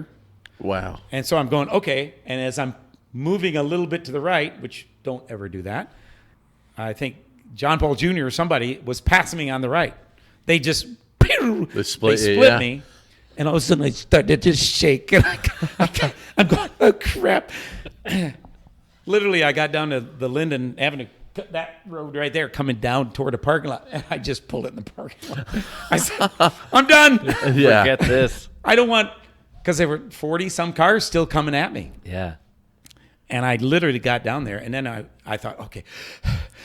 I went to start it. I am just literally wounded at this point. And I hadn't taken a breath since we got the green, which is on the other side of the track. And that was my first professional race. And I didn't wreck. We got to get this guy back in the seat. Yeah. I didn't wreck, but we did do more races. We ended up doing Willow and Riverside and a few things like that in that car, the Atlantic car, and I liked it. But honestly, we did Long Beach Grand Prix, and then that's another part of my lifelong story, which actually was huge for getting me where I became. But I had a wheel and tire shop, which you knew, but we also sold goodies like this store. And we were a Recaro seat dealer. And Recaro sent out a bulletin that the shop that sells the most seats between this date and this date gets a free 3-day or 2-day event at Bob Bondurant Driving School. Oh, wow. Pretty cool, huh? Yeah. Time to sell some seats. Oh, God, we smoked it. I mean, even the guy from Recaro goes, what are you guys doing up there? And we didn't give anything away. I mean, they had a... Oh, I was thinking he had like about 100 seats in his garage. No. Yeah. Stu bought them all. It just... when we started carrying Recaro seats, all the people were... My wheel and tire shop was pretty cool. It was people that... Back then, people really wanted to fix up their car. Everybody had custom wheels. Everybody wanted to lower their car. Everybody had mats. Everybody had, rear louvers. I mean... And then when seats came along, everybody came in that their mommy and daddy lived in Monterey Park with big money. I'll take 2 of those seats. I mean, we sold a crap load of Recaro seats and Recaro seats. So we win the prize. So I went to my manager first, which sold a lot of seats, and I said, Dave, are you would you like to do this? Yeah, I don't want to do that. So I asked all my salesmen, don't want to do that. Idiots. I went in the back, all my guys that were actually mechanics, would you like to go to a driving school? Nah, don't want to go. I'm thinking, well, I don't waste this thing. It was at that time probably worth $3,000. It was quite a bit. And I went, well, I don't need it because I'm a race car driver. Right. Yeah. Again, yeah. You know I'm saying all this with jest. Oh, yeah. Yeah. But we heard the story. Yeah. So I go to Bob Bondurant, and within a very short period of time, I met Bill Cooper, Ron Nelson, all these guys that later went on to Indy cars and stuff like that. They were the driving instructor through Bob Bondurant. And they were giving me stuff that they shouldn't have given me, but it was just networking and, like Bill Cooper, and he and I end up being teammates years later. Ron Nelson and I actually worked for him up until this shop right here. He and I were teammates for a few years. These guys were all Bondurant guys. Parker Johnstone, which was an IndyCar driver, drove for Acura. These guys were all instructors. Well, I must have made a pretty good impression on them because we all of a sudden became buds. But my big break was now I bought a showroom stock car because that's what we ran up at Bob Bondurant, was showroom stock cars. And I think at the time we were doing Nissan 260s or something like that. And I loved them. I loved the idea of production cars. They weren't overwhelming. You could see, it was a car. And I loved the feel of controlling an out-of-control car, where the Atlantic was more like a real purpose-built race car, and you turn the wheel a quarter inch and it would... It was supposed to work how it did, yeah. But I adapted better to that. So I immediately came back from Bob Bondurant School and bought my first showroom stock car, which was a Camaro, and it was a high output. You guys are too young to probably remember. But it was the first step that Camaro had, because they were the most boring car the year before and everything, and this was their entrance into it. So I bought this thing. SCCA had a class for it called SSGT. So I then went out and won my first year in a championship in SSGT, and everybody thought I was cheating because I was beating them. They had the same car, and I was beating them. Is it because things has clicked with you and the full-size car deal versus the Atlantic style? Yeah, oh yeah. I never really was that comfortable in Atlantic, but production cars I fell in love with. Gotcha. And they just did what made sense for me. So I ended up winning a bunch of championships, met a lot of people, and Bill Cooper actually was a coach for a girl that I raced against named Lisa Caceres, which she is got her own kart driving school up at Sears Point. Haven't seen her in 100 years now, but she was pretty doggone good. I had a sponsorship from a tire company that weren't race tires, so I had to run those, and that she ran Yokohama, which were the hot ticket. But she still was good. I mean, I don't care what tires it was. And honestly, at that point, I'm going, what difference tires make? Well, found out later it made a lot of difference. Yeah. Kyle told us about how you didn't think tires made that big of a deal. Oh, no. Yeah, probably still to this day. So anyway, I came back, did that school, got my showroom stock, and now a very wealthy guy from Texas said he's at Bondurant School, and Bill Cooper is his instructor, and he said, hey, I'm looking to race my Corvette. Do you know anybody in California or anywhere that you would say is kind of my rabbit to show where I fit in?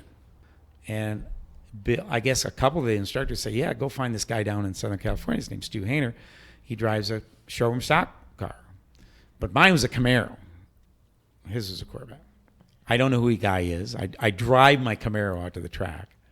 And because I was so far in front, No, actually, I was. That I didn't get stones through the radiator. I didn't get.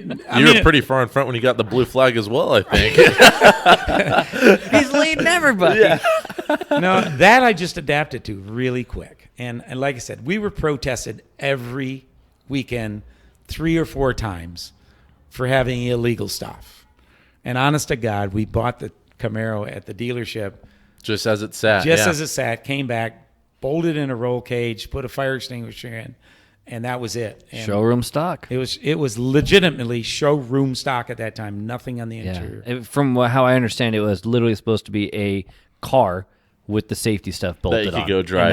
And, and the roll cage wasn't welded. It had to be a bolt-in. You had to be able to put it back to showroom stock at the end of its life or the end of the weekend. I mean, that's how it was designed. Anyway, we did really, really good in that car. And just some of these guys all turned out to be friends, but they're just going, it's impossible. You're 3 seconds faster than us, and that's impossible. We've been doing this forever. You can't do that. And you were the new guy. I was a brand new guy. Yeah. So immediately they go, this guy's got to be cheating. Right. But I didn't know how to cheat. I was too stupid to know how to cheat. So, I did what I did. And we won. I don't think we didn't win a race. I mean, we were just that dominant until Bill came along with Lisa. And Lisa would make me honest. I mean, she was good. And so anyway, this guy with a Corvette from Midland, Texas, calls or goes up to Bonner and said, I'm looking for somebody that will be my rep. I've been doing driving schools. I've done this one a couple times. Who should I go? And they said, go find this guy named Stu Hayner, da-da-da. So they found out where I was racing. I still don't know him. It was at Willow Springs. And we do the Showroom Stock. Now, he also ran SSGT. Why they put a Corvette against a Camaro, I have no idea, but that was the name of the game. And I think halfway through the main, I lapped him. But at that time when I was lapping him, he had dropped a wheel, threw up a bunch of rocks, put a hole in my radiator. So I came in with a radiator. I don't have a way to get the thing home because I drove it up there. Right. So he put a hole in my radiator. I go over and meet this guy that was in charge of his race team. And I said, he came over to me. He said, man, you can hustle that Camaro around. I said, thanks a lot. He said, he's on Bill Hagee, and this is Richard Gibson, and I met all the crew. I said, well, I have a problem because I don't know how I'm going to get home. He said, what's wrong? I said, well, when I was passing Richard, he dropped a wheel and put a hole in my radiator. And the guy goes, well, that's easy. I'll load your Camaro up in our trailer, and you drive the Corvette home. His Corvette. Oh, shit. I don't even know the guy. Yeah. Wow. Yeah, I know. Is this crazy? Isn't that cool, though, how you can have those short conversations, and we get it all the time in karting, and you get a good feeling from that person. Yeah. And sometimes you get a bad feeling, and you don't let them drive your Corvette home. But well, Bill Hagee and I've stayed friends. I called him Mr. Magoo. He looked just like really? Mr. Magoo. I mean, just like Mr. Magoo, and that was his nickname. Nobody even knew his name was Bill Hagee for years. But anyway, so they loaded my car. They brought it to my shop, and we unloaded, put a new radiator, and they picked the Corvette up and left. Well, then the next year, they decided they want to do a real-life race team.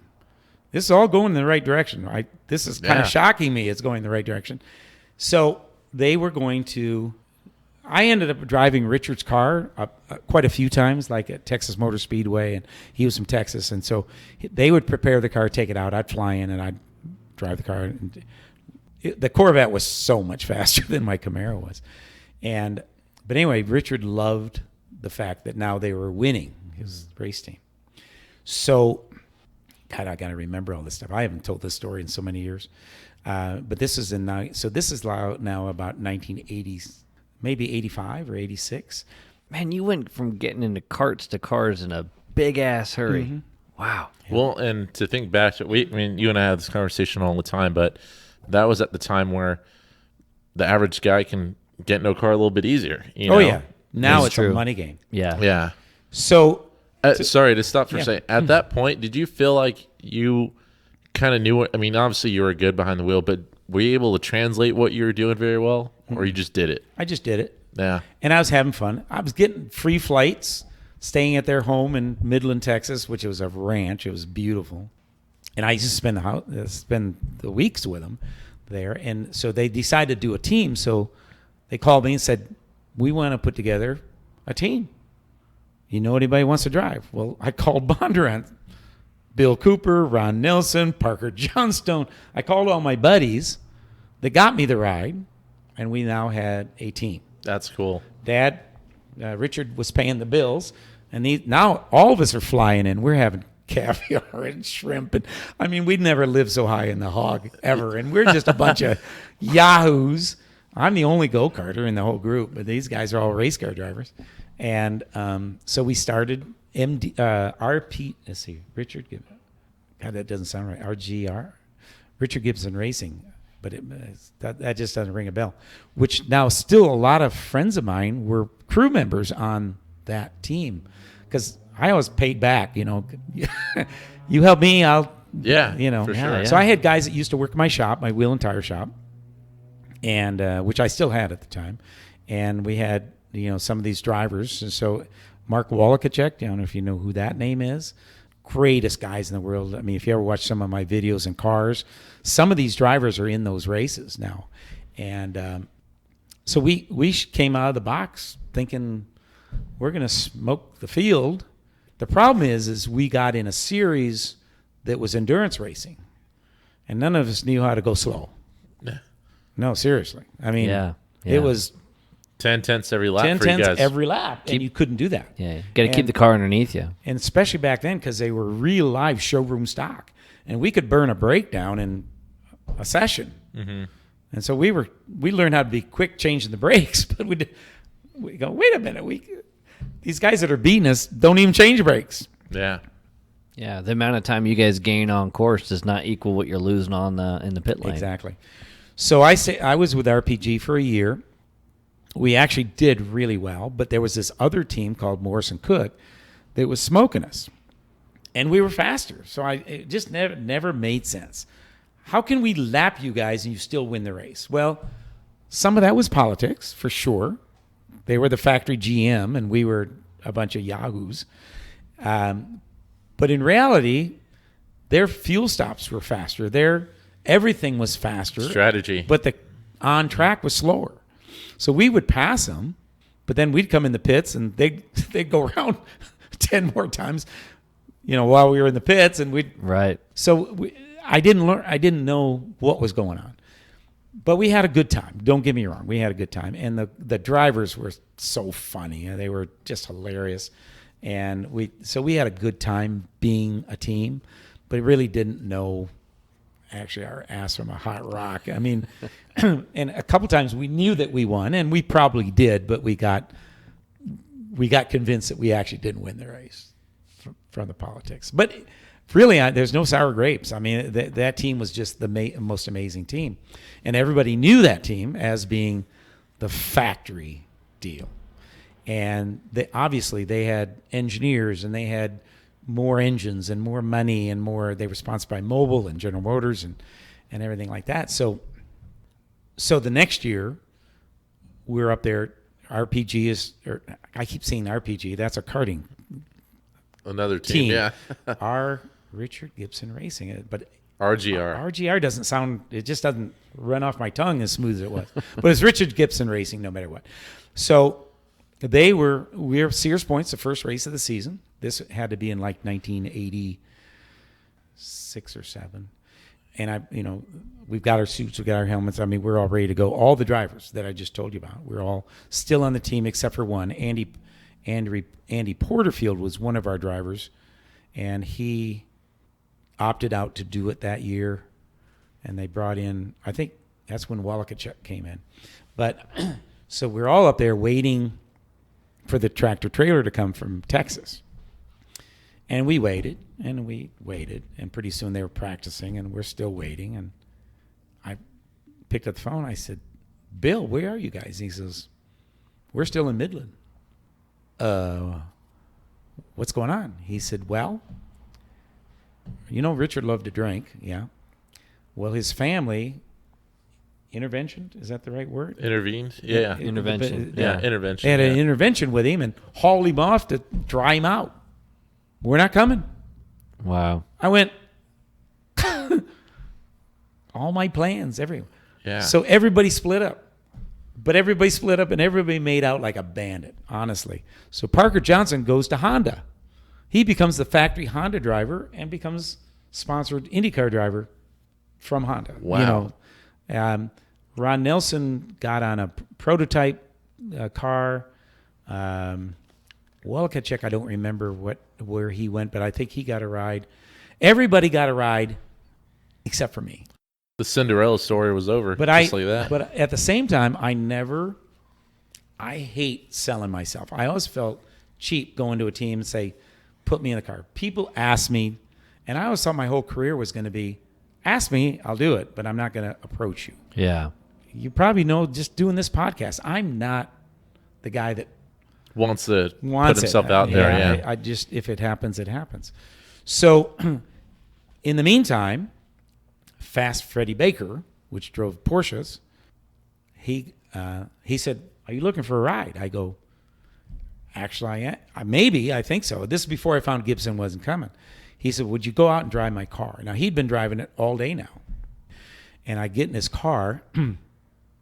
I don't know the first thing about a 944 at all.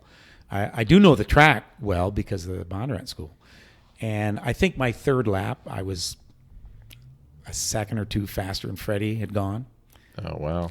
But I don't know because I don't have data. I don't have the radio. I don't have a plug for my radio, so nobody tell me. I come in and all a bunch of sad faces. And I knew I was fast because I was passing everybody in this car. And they go, why'd you do that? And I said, do what? And they said, you never go faster than Freddie. And I said, well, isn't he like a famous, how'd I go faster? I mean, he's good. They said, no, you just whacked him. You whacked him. You'll never drive this car again. True fact. Wow. Said, thanks, but leave. All right. So then I think there was another car I got in, kind of the same thing. Finally, the guy from GM, which can't think of his name right now, but anyway, he comes over and he says, do you have a ride for this weekend? I said, no, I don't. He said, I don't know if this is going to go anywhere, but this team's got 2 cars. Would you go out and see what's wrong with them? They said the car is handling like crap. And would you go out and drive? Because at that point, they knew me from Camaros and Corvettes and all that. I said, yeah. And so it was 0 and 00 is all I remember. I don't remember the team. And I got in this doggone thing, and I can tell you that it was the fastest Corvette I ever drove. Anyway, so we didn't just go fast. This is at night. This is a night practice. Again, I didn't have radios. We were so far ahead of everybody. But when the teams can't produce, they just cheat. They put big horsepower. This thing had more horsepower. I mean, I'm going, what the hell? So I'm thinking, okay, these guys are going to hire me. No, they didn't want to hire me. Wow. They said they had a camera in the back, and now they know what to do. So because they saw me do it. I don't think the car went more than 3 laps before it wrecked, because you don't just watch a video and become that. So Kim and I are together still before we're married, and she goes, how you feeling? I said, I feel like crap. Here I've jumped in these cars. I'm fast. You've done your job, yeah. I've done everything I need to know, but nobody tells me don't go fast. Nobody tells me anything. They just said, go see what you can do. And then I get the sad faces like, this isn't going to work. So Kim and I go to the Holiday Inn where we're staying, and we order a big bottle of wine. Yeah, you're not racing the next day. I'm not racing the next day. Yeah. So I'm sitting in there, and I'm actually feeling, because all I had to do was walk to my room. It wasn't like I was going to go drive or anything. And I just felt, I'm done with racing. And I told her, I said, I don't know why I do this. This is the most heartbreaking thing in the world. It's not your talent. It's being whatever. And she said, honestly, she said, you're not having fun. And I said, I'm not having fun. So she said, let's just drink a bottle of wine. We'll leave in the morning. So we did. That was our plan. So there's about this much wine left in the room. She's sitting across from me. It's a podcast. So that's about an inch. Yeah. About that much? Not much. It's about this much. Yeah. And this 3 guys walk up, and the one guy was a big burly guy, and I don't recognize him at all. And I kind of look back, and here's Tommy Morrison. I could tell him. I had actually never met him, and I never was that close. But he had these big bushy eyebrows. I mean, they were out like, whatever. And it was kind of like the Bill Atkins. I get this hand on my shoulder. Oh, wow. And he goes, son? And I said, yes. He says, I'm Tommy Morrison. And I said, hi, Tommy. I said, I know who you are. And he goes, we watched you tonight. You're impressive. I said, well, thank you. First positive thing I've got. He said, those Corvettes you drove tonight, are you driving those tomorrow? And I said, no, I'm not doing that. So how about Freddie Baker's Porsche? I said, no, I'm not driving that either. He said, sure, you have no commitments. I have no commitments. Takes his briefcase, opens it up, lays a contract in front of me with my name, my address, the whole deal. He says, you're now driving for General Motors. I went, and of course, I don't know what to say, and Kim's kicking me under the table, like, act happy. Good thing you didn't finish that bottle of wine. Oh, no, I was buzzed. Yeah. It could have been like, you're going to pay us to drive this car. Yeah, You have to sign that damn line. And it had how much I was getting paid and everything. And I'm going, wow. Oh. That was the real deal, right? That was there, the real deal. That was the reality that maybe I am cut out for this. He said, now, we have top drivers. He says, you're going to drive with me. We're going to put a third car in just to go out. We're not even going to finish the race. I just want you to know that I'm doing this. So they put together a third car, and we went out and did it. And it was a Corvette. It was a Corvette. It was part of the Morrison team, which is that group with those yellow Oh, okay, cars. gotcha. It was kind of like the car on the far end that was white. So that was, I signed a contract. It was I think a year-long contract or something like that. And I'm just going, oh, this is how it's supposed to be. I didn't know. And if I would have known how this is supposed to be, I probably could have done better for myself, but I just didn't know. I mean, I just didn't know. I look back at some of the, I don't want to say I burnt bridges, but people ask me to do stuff, and I'm not interested. Like, now I'm going, oh, why that not? was my chance. Yeah. I mean, and oh God, if you knew how many stories that could have been my chance, and I just didn't take advantage of it because first of all, I just didn't believe it, honestly. So now the rest of the story kind of goes. So my first gig with them, they were out of Albany, Georgia. Their test track was Road America in Georgia. Oh, wow. And so he says, I want to fly you down next week. We're going to do an open test. We're going to have all of our drivers there, and we want you to get started. And I went, okay if Kim comes, because she was we hadn't had kids yet. So this had to be, way back, 86 maybe. And I literally showed up, and they got a suit for me, Mobil 1 suit. So they got everything for me. I'm going, I have just died and gone to heaven. Yeah. I mean, here's the biggest team in the series. Stuff we've been racing against and getting beat by. But I still very humble, and I still didn't know what was expected. And Tommy goes, we've been here for 2 days testing, and we want to see how you fit in these cars, everything else. So this is the car you're going to be with. And my co-driver was like 6'3" and long legs. His legs, he was all legs. And I got in the car and I couldn't reach the pedals. I mean, because you're about 5'10". I was 5'9" on a good day. Yeah. I think I'm 5'8". I had 5'9" at one time, and I think I've gotten smaller. But my feet couldn't reach the pedals. I mean, I'm like this. So I said, can we just move the seat up? Oh, no. That's Ron Grable. He's our number one driver. He bolts the seat to the floor, and you got to deal with it. I'm going, okay. I think I'll reach him. So I literally went and got a bunch of padding and stuff and stuck it. This is when Stu started wearing platform shoes. Yeah. Well, I already had them on. I've just never been very tall. So I get in the car. I finally can reach the pedals, but barely. I mean, barely. And so Tommy comes over and he says, son, show me what you got. Well, that's not the right thing to say because now I go back into my on fire and I go sailing around Road Atlanta, which that was a good track for me too. And so it wasn't like I was trying to learn the track at the same time like Long Beach.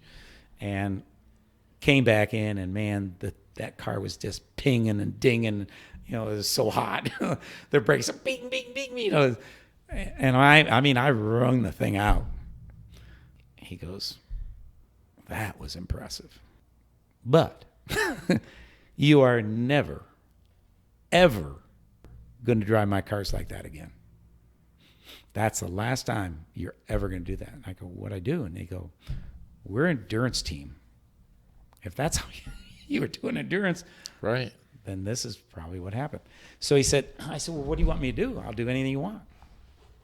All right, turn one, you go in there faster than anybody should ever go, and you stand on the brakes, you pop off the brakes, and you go up the hill. We can't even keep up with the car. You drove them that good. You're never going to use the brakes again in turn one. I go, we're doing like $140. Doesn't matter. Never using the brakes in turn one.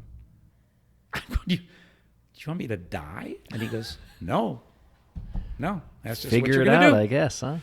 So he started going through all the turns at Road Atlanta. He said, no brakes here. No brake. We're putting people out there. We see the brake lights come on, you're out of the car, and you're never going to drive again. Now, that's a pretty big... It's a hell of a task to complete. A hell of a task. So... Hell of a consequence. Yeah, right. Yeah. Did they do anything to help you fit in the car now? Yeah. No. I had... It's still the padding. I had the padding to go forward. And I drove with him the whole next year, by the way. That's another funny story. Because they didn't have the big monster lights on the hood yet. That was just a practice day.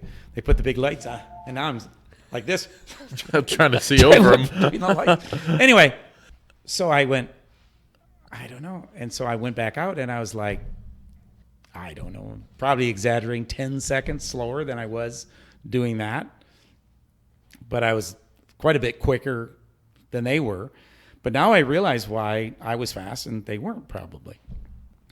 And it was so hard because I'd always done the braking in the same basic spots.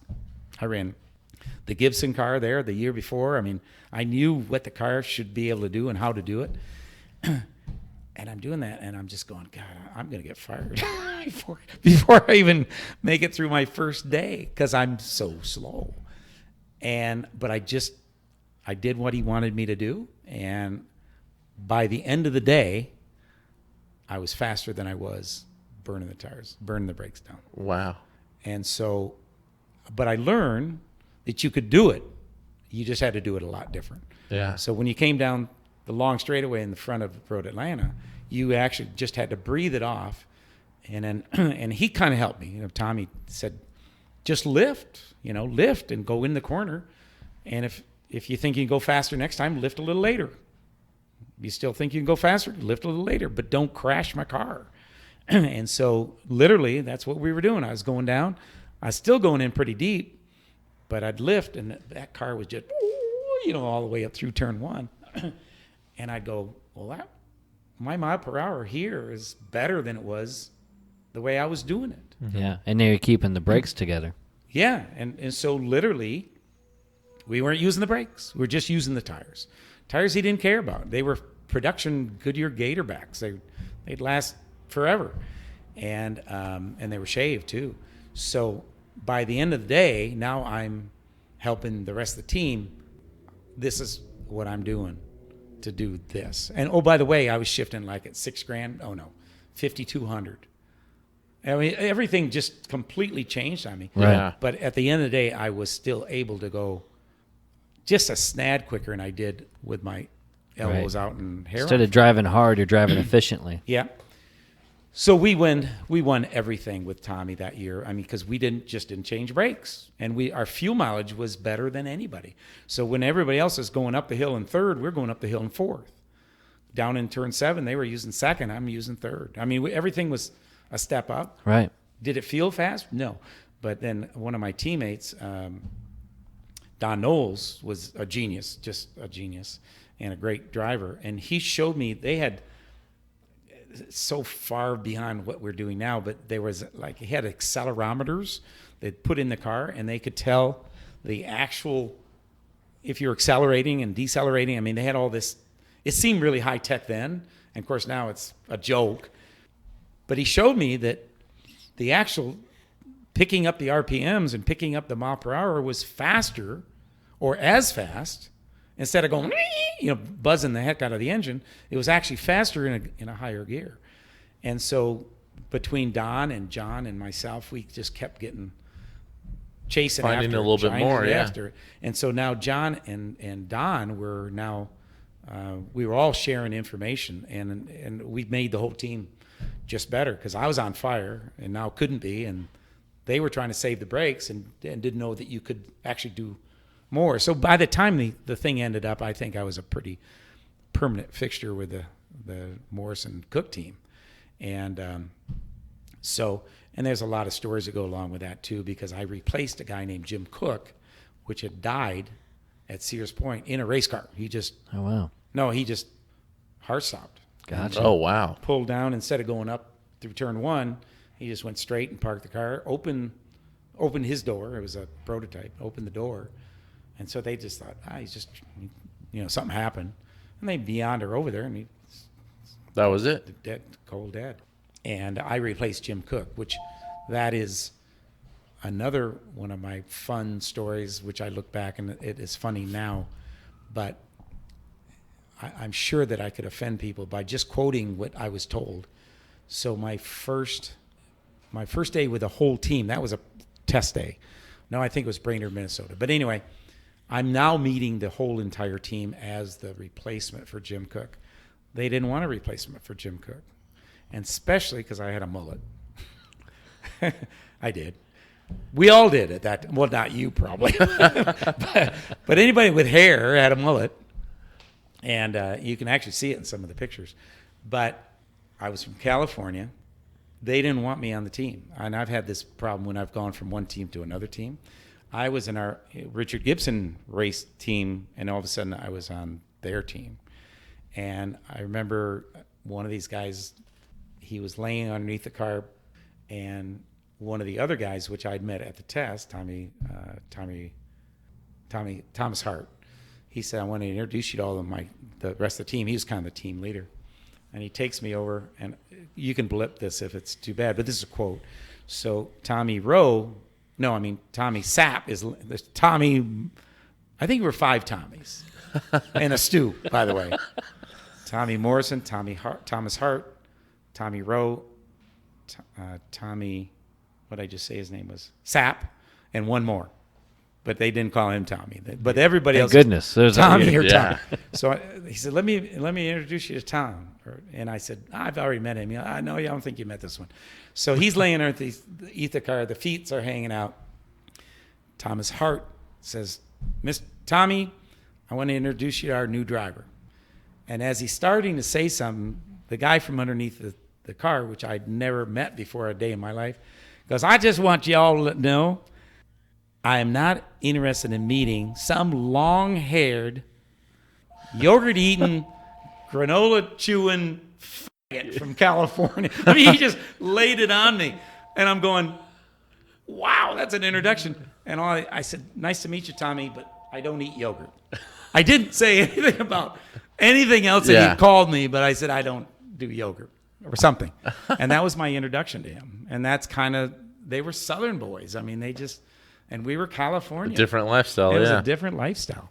So that was kind of my introduction to him. Man. Funny, later on, we became friends. But in the beginning, they didn't want a yogurt chewing, yogurt sucking. How long do you end up running cars? Forever. For here until you said until the economy took a crap. Which was right around 2008. The whole housing deal. So for the next damn near 20 years. About 20 years you run cars. You can see most of them. You can see it all on the wall there. Yeah. your car racing stops, basically? Is that damn near overnight kind of situation? Or literally overnight. Really? So I think my first idea that something was going wrong is the one team, the Firehawk Series car, which I just tested a month or two. It was in the fall sometime, and we were at Virginia. They brought the new car out for that next year, and it was basically the same class and stuff, but Pete and I both tested it, and we were both close to a second quicker than in our current car, and we were right there with our current car. So I was thinking, okay, we're going to come back next year and be badass.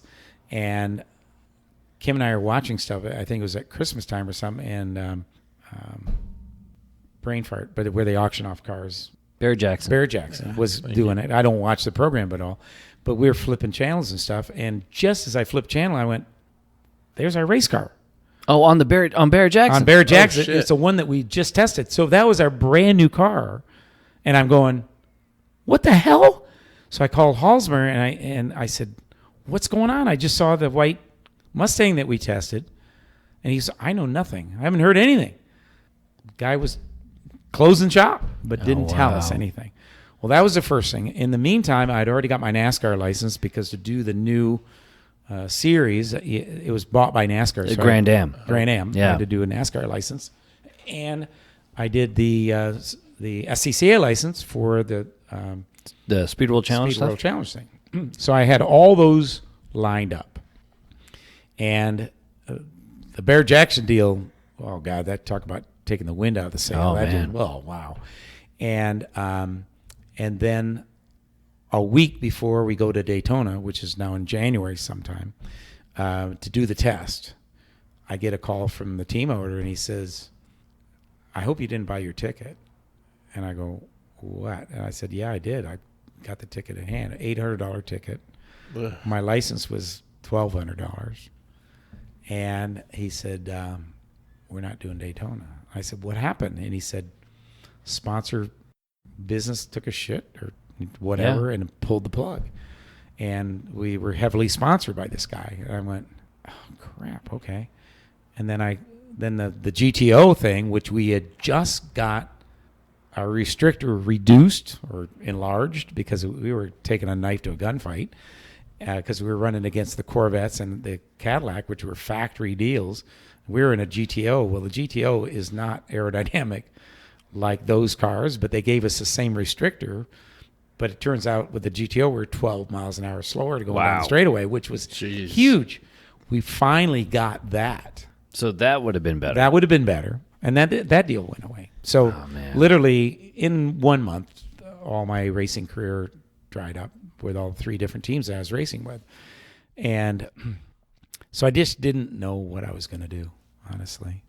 And so I'm sorry, and you had mentioned before that you sold the business in the 90s that you had? Sold it in 1990, yeah. And then so you were making money via racing. Yes, I was a paid driver. Yes, right. Yeah. So this wasn't just, okay, well, now I'm not going to race anymore. It's okay, I'm not going to race anymore. And I don't have an income. Exactly. Yeah. Well, at the same time, though, as I kind of mentioned in some other conversations we've had, I was doing sales training programs for the car companies. But when the recession all hit, Nobody's those guys shut down too. Yeah. Okay, but the racing thing, when the economy all took a crap, it just came to a stop. So at what point do you get back in the karting then? Karting was about the only thing we could still afford to do. I mean, it's pretty reasonable when you think about it compared to everything else I'd been doing. Some of the teams are spending $1 million a year to have me go drive. Isn't it crazy? Right. They weren't paying me $1 million, but it was costing $1 million. Yeah. And then 3 different teams. I'm going, geez, no wonder this is kind of stupid. It's kind of stupid. This is a hobby, and they're, So I honestly don't remember really how we got going, but I was still doing that stuff at home where I would build karts for brand new guys. So you're doing that kind of on the side just for fun? Were you racing at all? Were you doing kart racing? I was actually doing that while I was racing cars too. Because, yeah, because I didn't have a real job anymore. And I would do tests with them, and we usually do 2 tests for every race, which they also covered my expenses. So I was getting paid pretty good until the economy took a crap. But in the meantime, I was doing go-karts because I love this sport. I mean, I've been doing this now for 47 years or something like that.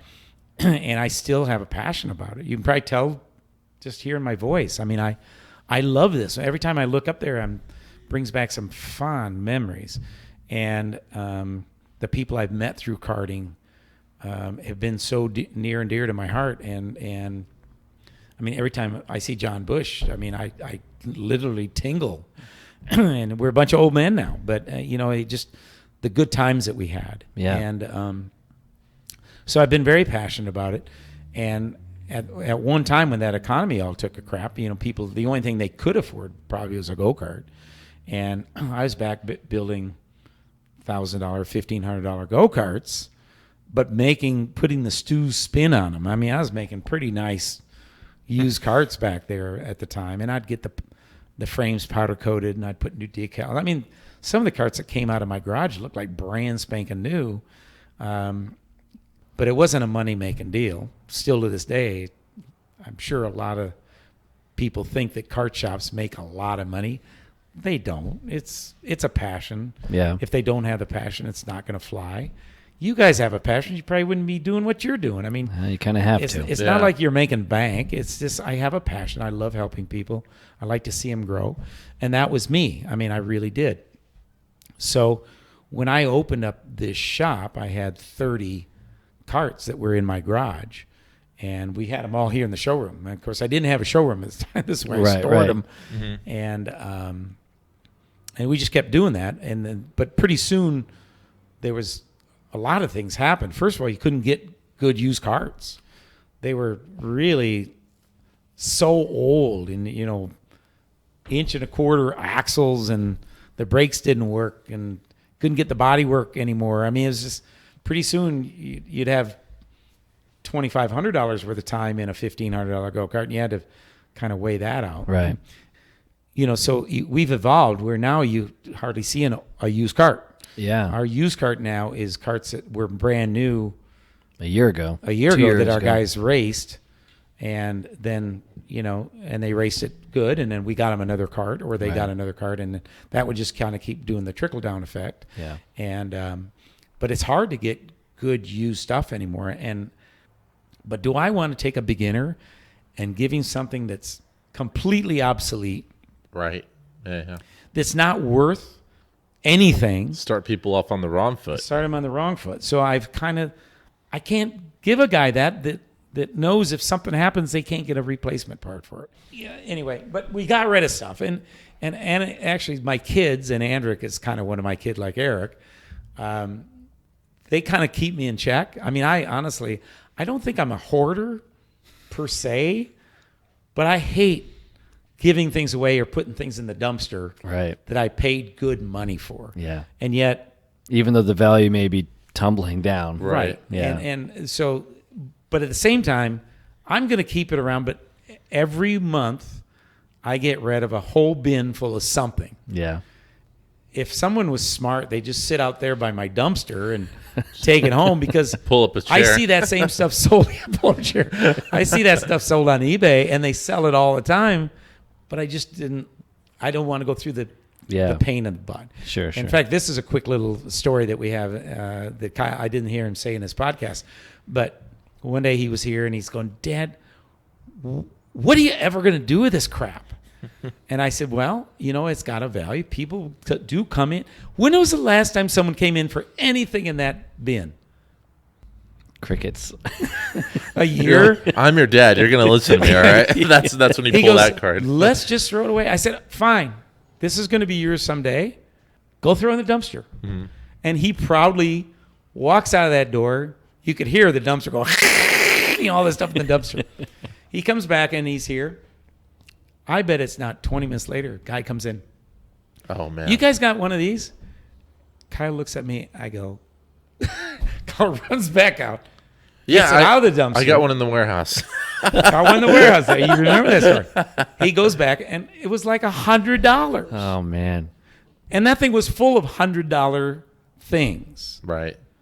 But you don't know what it's going to be. Right. You really don't. Yeah. And you look our shop is lined with those bins. We've taken it from the big containers down to smaller containers, and they're actually sorted through now. Wow. But literally, you can go back there, and don't get me wrong, half of them are stuff that we use constantly, and half of them may never, ever be used, ever. And anybody that comes into the shop that's trying to get a job, the new guys, they're in charge of having to do the inventory. Oh, that's nice.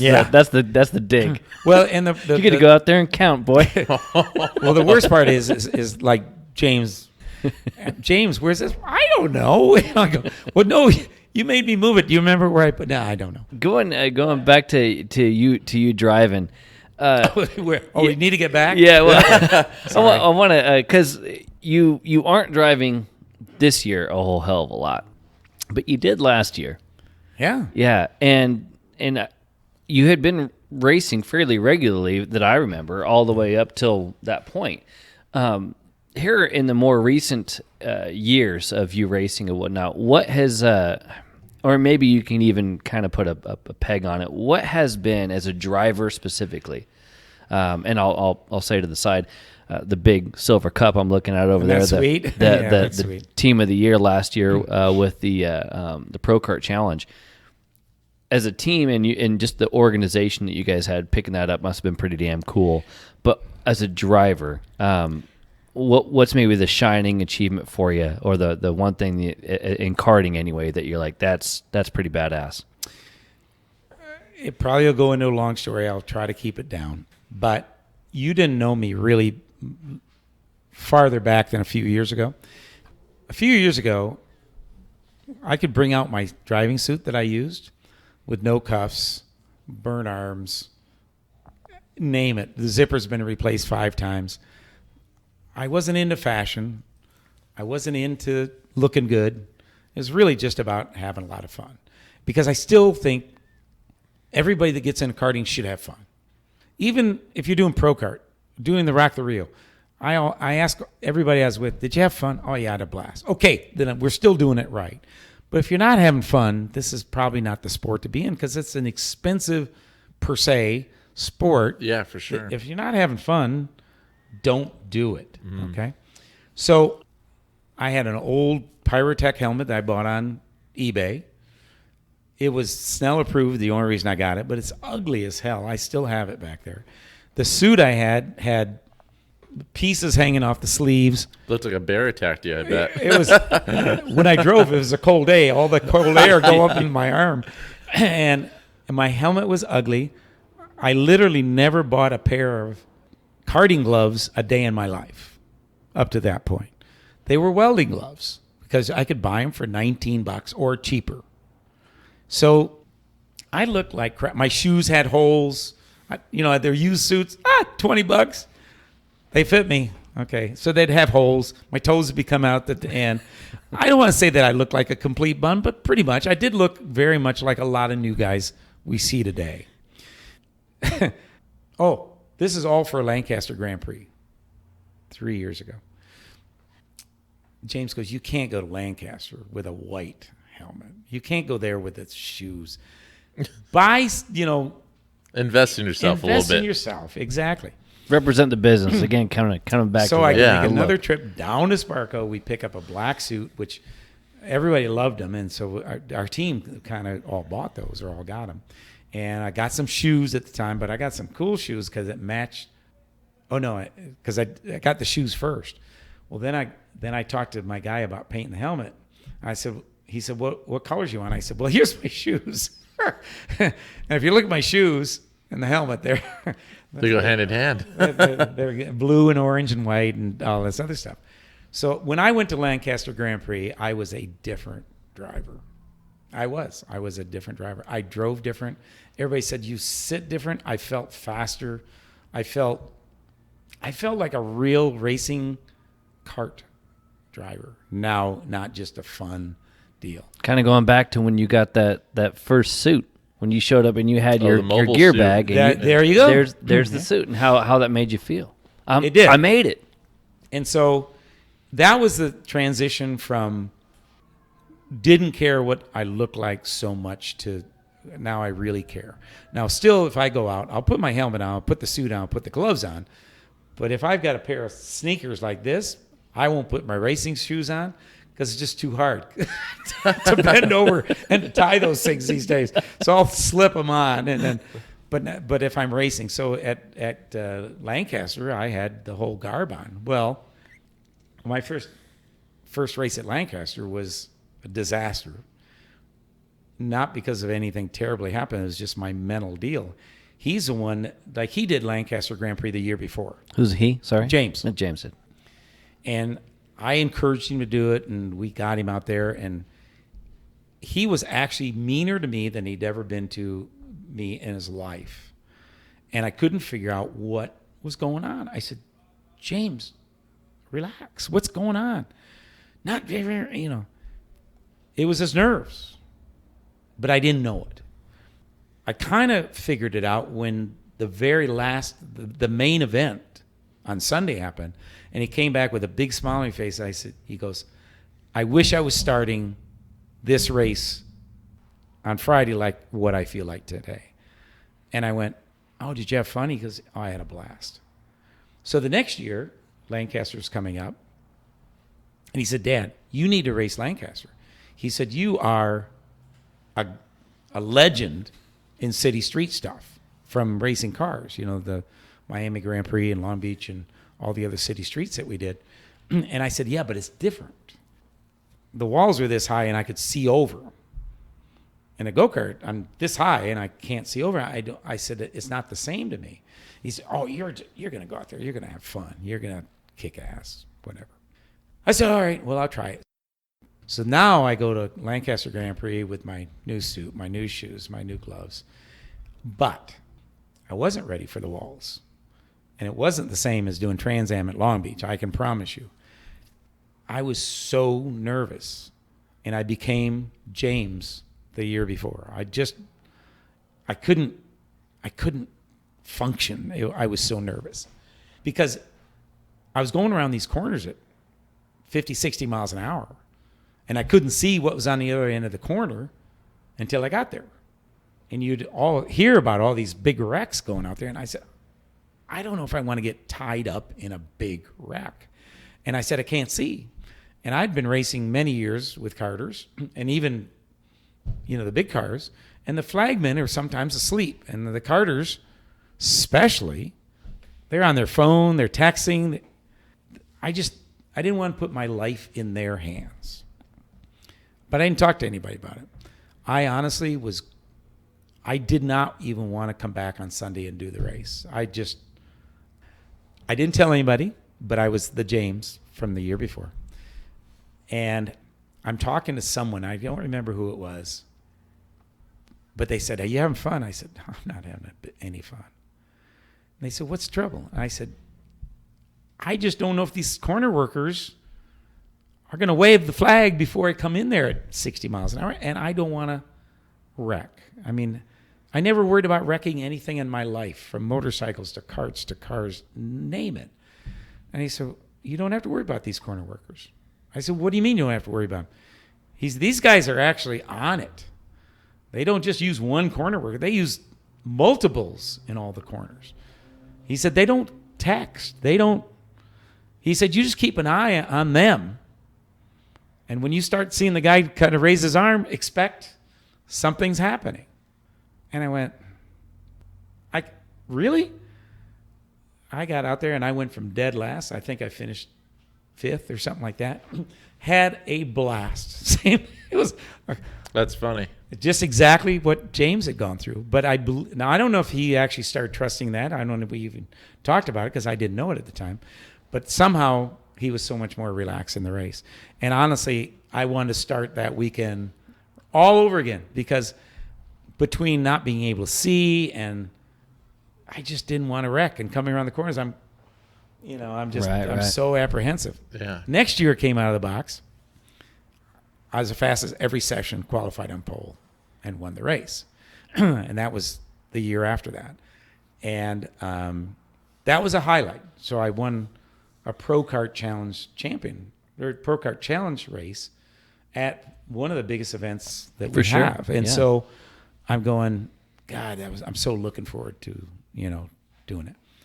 So I'm going, okay, in 2019, I want to do this again. So I talked to my wife. I said, so she said, if you want to do this, go ahead. If you want to do this. So I came back with a vengeance, and I did 2019.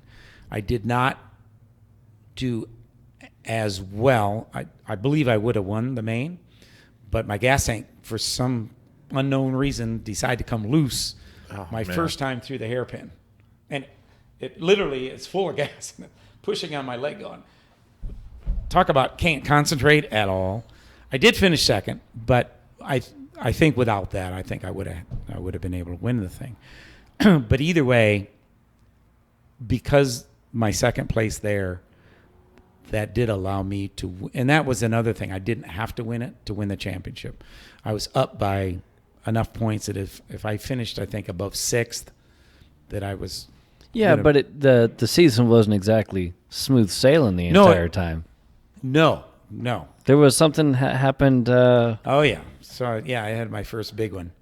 But was that your first big crash in Monterey? In 47 years. Get out! Wow. I had no idea. Never been upside down. Well, no, I take that back. Back in those days, before he had the bumpers and all that stuff for protection, I think I used to joke with people I was upside down at least once a weekend. We heard about your first excursion into the karting, so yeah, I would assume. Yeah.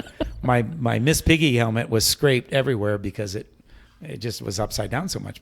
But so we started Monterey. That was one of the earlier. I think we did Buttonwillow. I won that. Then it was the doubleheader at Cal Speed. Won those, and then Monterey after that. And then I went to Monterey, and for some reason I was just off at Monterey. That was a tough one. I was there too. First time I've been there. And so Billy Cleveland actually is kind of the guy that it was all his fault that I wrecked. Actually, no. Billy, I was talking to him, and he'd been on pole and won all the heats, and it was going into the main. And he just gave me some advice about tire pressures and why am I using those wheels instead of the factory Burrell wheels. And I don't know, because everybody out there is using them. And I literally went back to the pits, put on some Burrell wheels, put the pressure in that he said, and I was on fire. I started way in the back, and I was just picking them off. I mean, I was going to the front, and I'm going, this kart is amazing.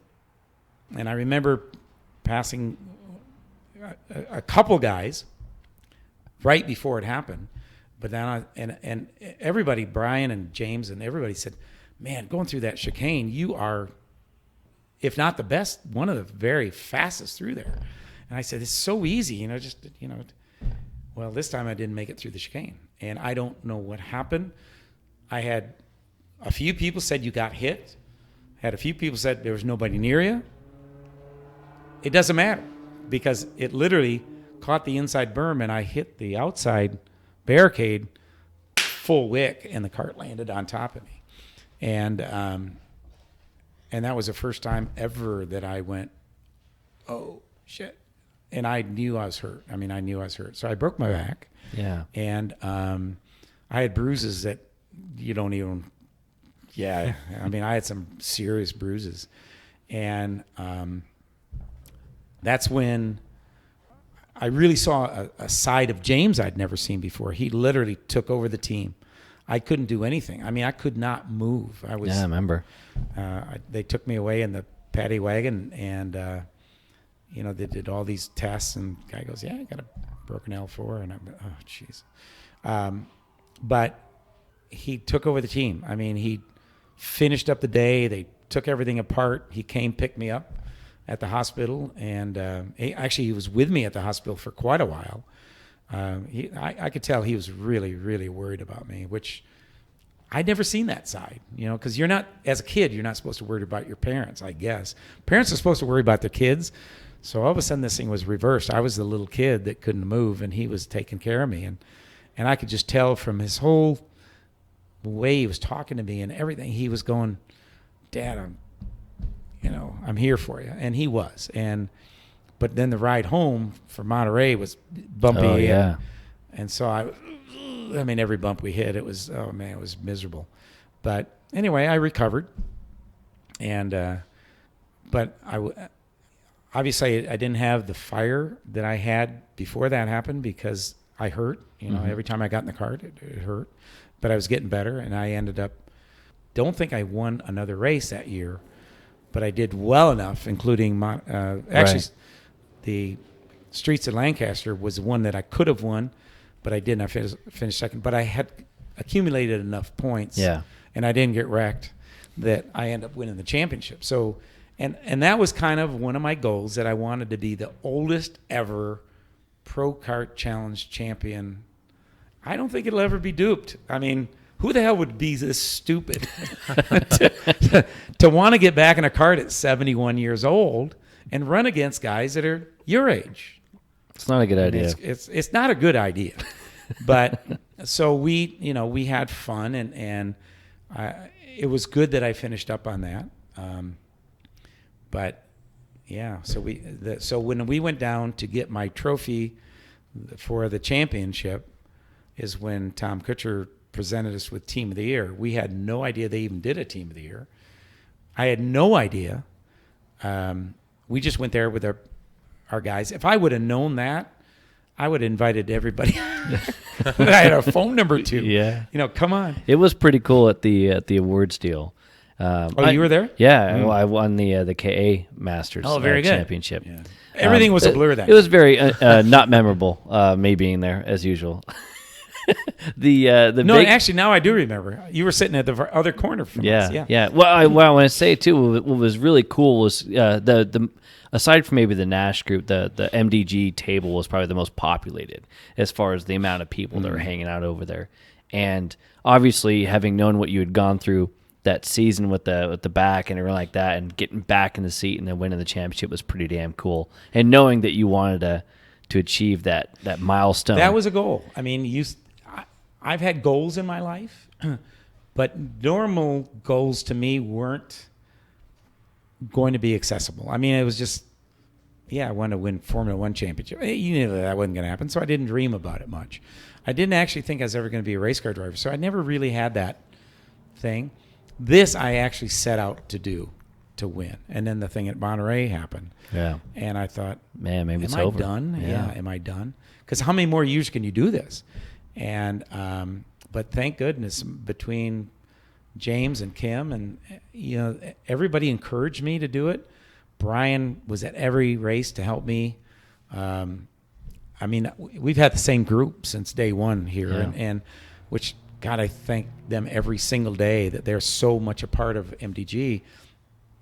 And I could see the pride in their faces. And I mean, I can't tell you, when I won Lancaster, just them, it's a bunch of my and I can't say they're my best friends because some of them are employees, but they are my best friends. I mean, we are family, and we're a family, the strongest family, I think, in karting. I cannot believe anybody could be more connected than like the Erics and the Bryans and the Rons and all the guys that help us. Rondi Latham, I don't know if you know him, but he wasn't part of our team that year, but he is now.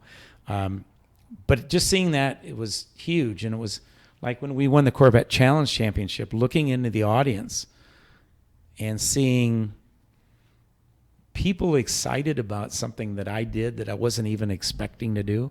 I mean, we kind of knew we were close toward the end, but it's only a race away from all going away. So I never counted my chickens before they hatch, which is an old statement, I know, but we just never did. We just, if it happens, it happens. If it doesn't happen, it doesn't happen. And you guys have already picked that up on me. There was never a desire to do anything that we accomplished. It just was luck and, being in the right place at the right time, which is in my big car racing career. It's all it was. It was sitting in their restaurant with my girlfriend at the time, drinking a bottle of wine, thinking my career is over, and having the biggest name in Escort Endurance Championship ever walk in and have me sign a contract. I mean, it's just unheard of. It's just completely unheard of. Well, I'll tell you, obviously, after all the years and all the different kinds of racing, I mean, some of it's luck, I suppose, but you definitely got to be the person. You got to show that you can do it, and you've done that for years. And I think the other big thing is that what you've also done to give that to other people. Well, I'll tell you, Stu. I mean, looking around at the shop here, having gotten a chance to talk to you over the last couple of hours, man, it's so cool to have a brick and mortar shop like this with all this history, and with the guy behind the counter is the guy on the wall, and that's really, that is pretty damn cool, man. And for all the stuff that you've gotten a chance to do, it's pretty sweet. Had a good life. Definitely had a good life. I look back and I made a promise to myself, and it came from my father when I was about 12 or 13 years old, probably. He said, anything you do in life, if you don't wake up in the morning looking forward to doing it, you're in the wrong business or job. Now think about my life. How many times I woke up in the morning going, I get to go to the track today. I get to do this. It's been a great life. The only time it might have been hard was after that bottle of wine. You got the contract signed, but after that, you might have been like, this is going to be a tough drive. Well, and don't get me wrong. All racing has ups and downs. 100%. Yeah. And we can get very discouraged. I mean, don't get me wrong. If you thought this was all, and that's the thing that I probably appreciated more about Kyle and his interview with you, because Kyle, by the time he was born, I was already very established. I don't think he ever, from the time he could watch TV, I don't think he ever didn't see me doing really well. But he didn't understand the stories that I told you guys about, of being in the back of the pack of the worst group, period, and working my way up. My wife was the only one that saw from the beginning to the end. Man, I appreciate you taking the time and letting us come in here to your place here on the day off, if you will, if you want to call it. Should have done this on a day we're open, so I wouldn't have taken so much time yakking. We appreciate it, and for this being the first episode of the new season, obviously we recorded it here in November, but it's going to go out in January. And again, thanks so much for taking the time and this is awesome. Sharing the stories with us, man. We appreciate it. Well, I appreciate you coming out. I appreciate everything you guys are doing. Seriously, when you interviewed my son Kyle, I was glued. I was glued. First of all, he was telling me things, reminding me of things that I had already forgot. Young minds. And I was so happy that he could do that. And most of your podcasts are just first class. The guys are pretty candid about everything. You guys are so easy. You're not just throwing a mic in a face and questions that we're uncomfortable asking.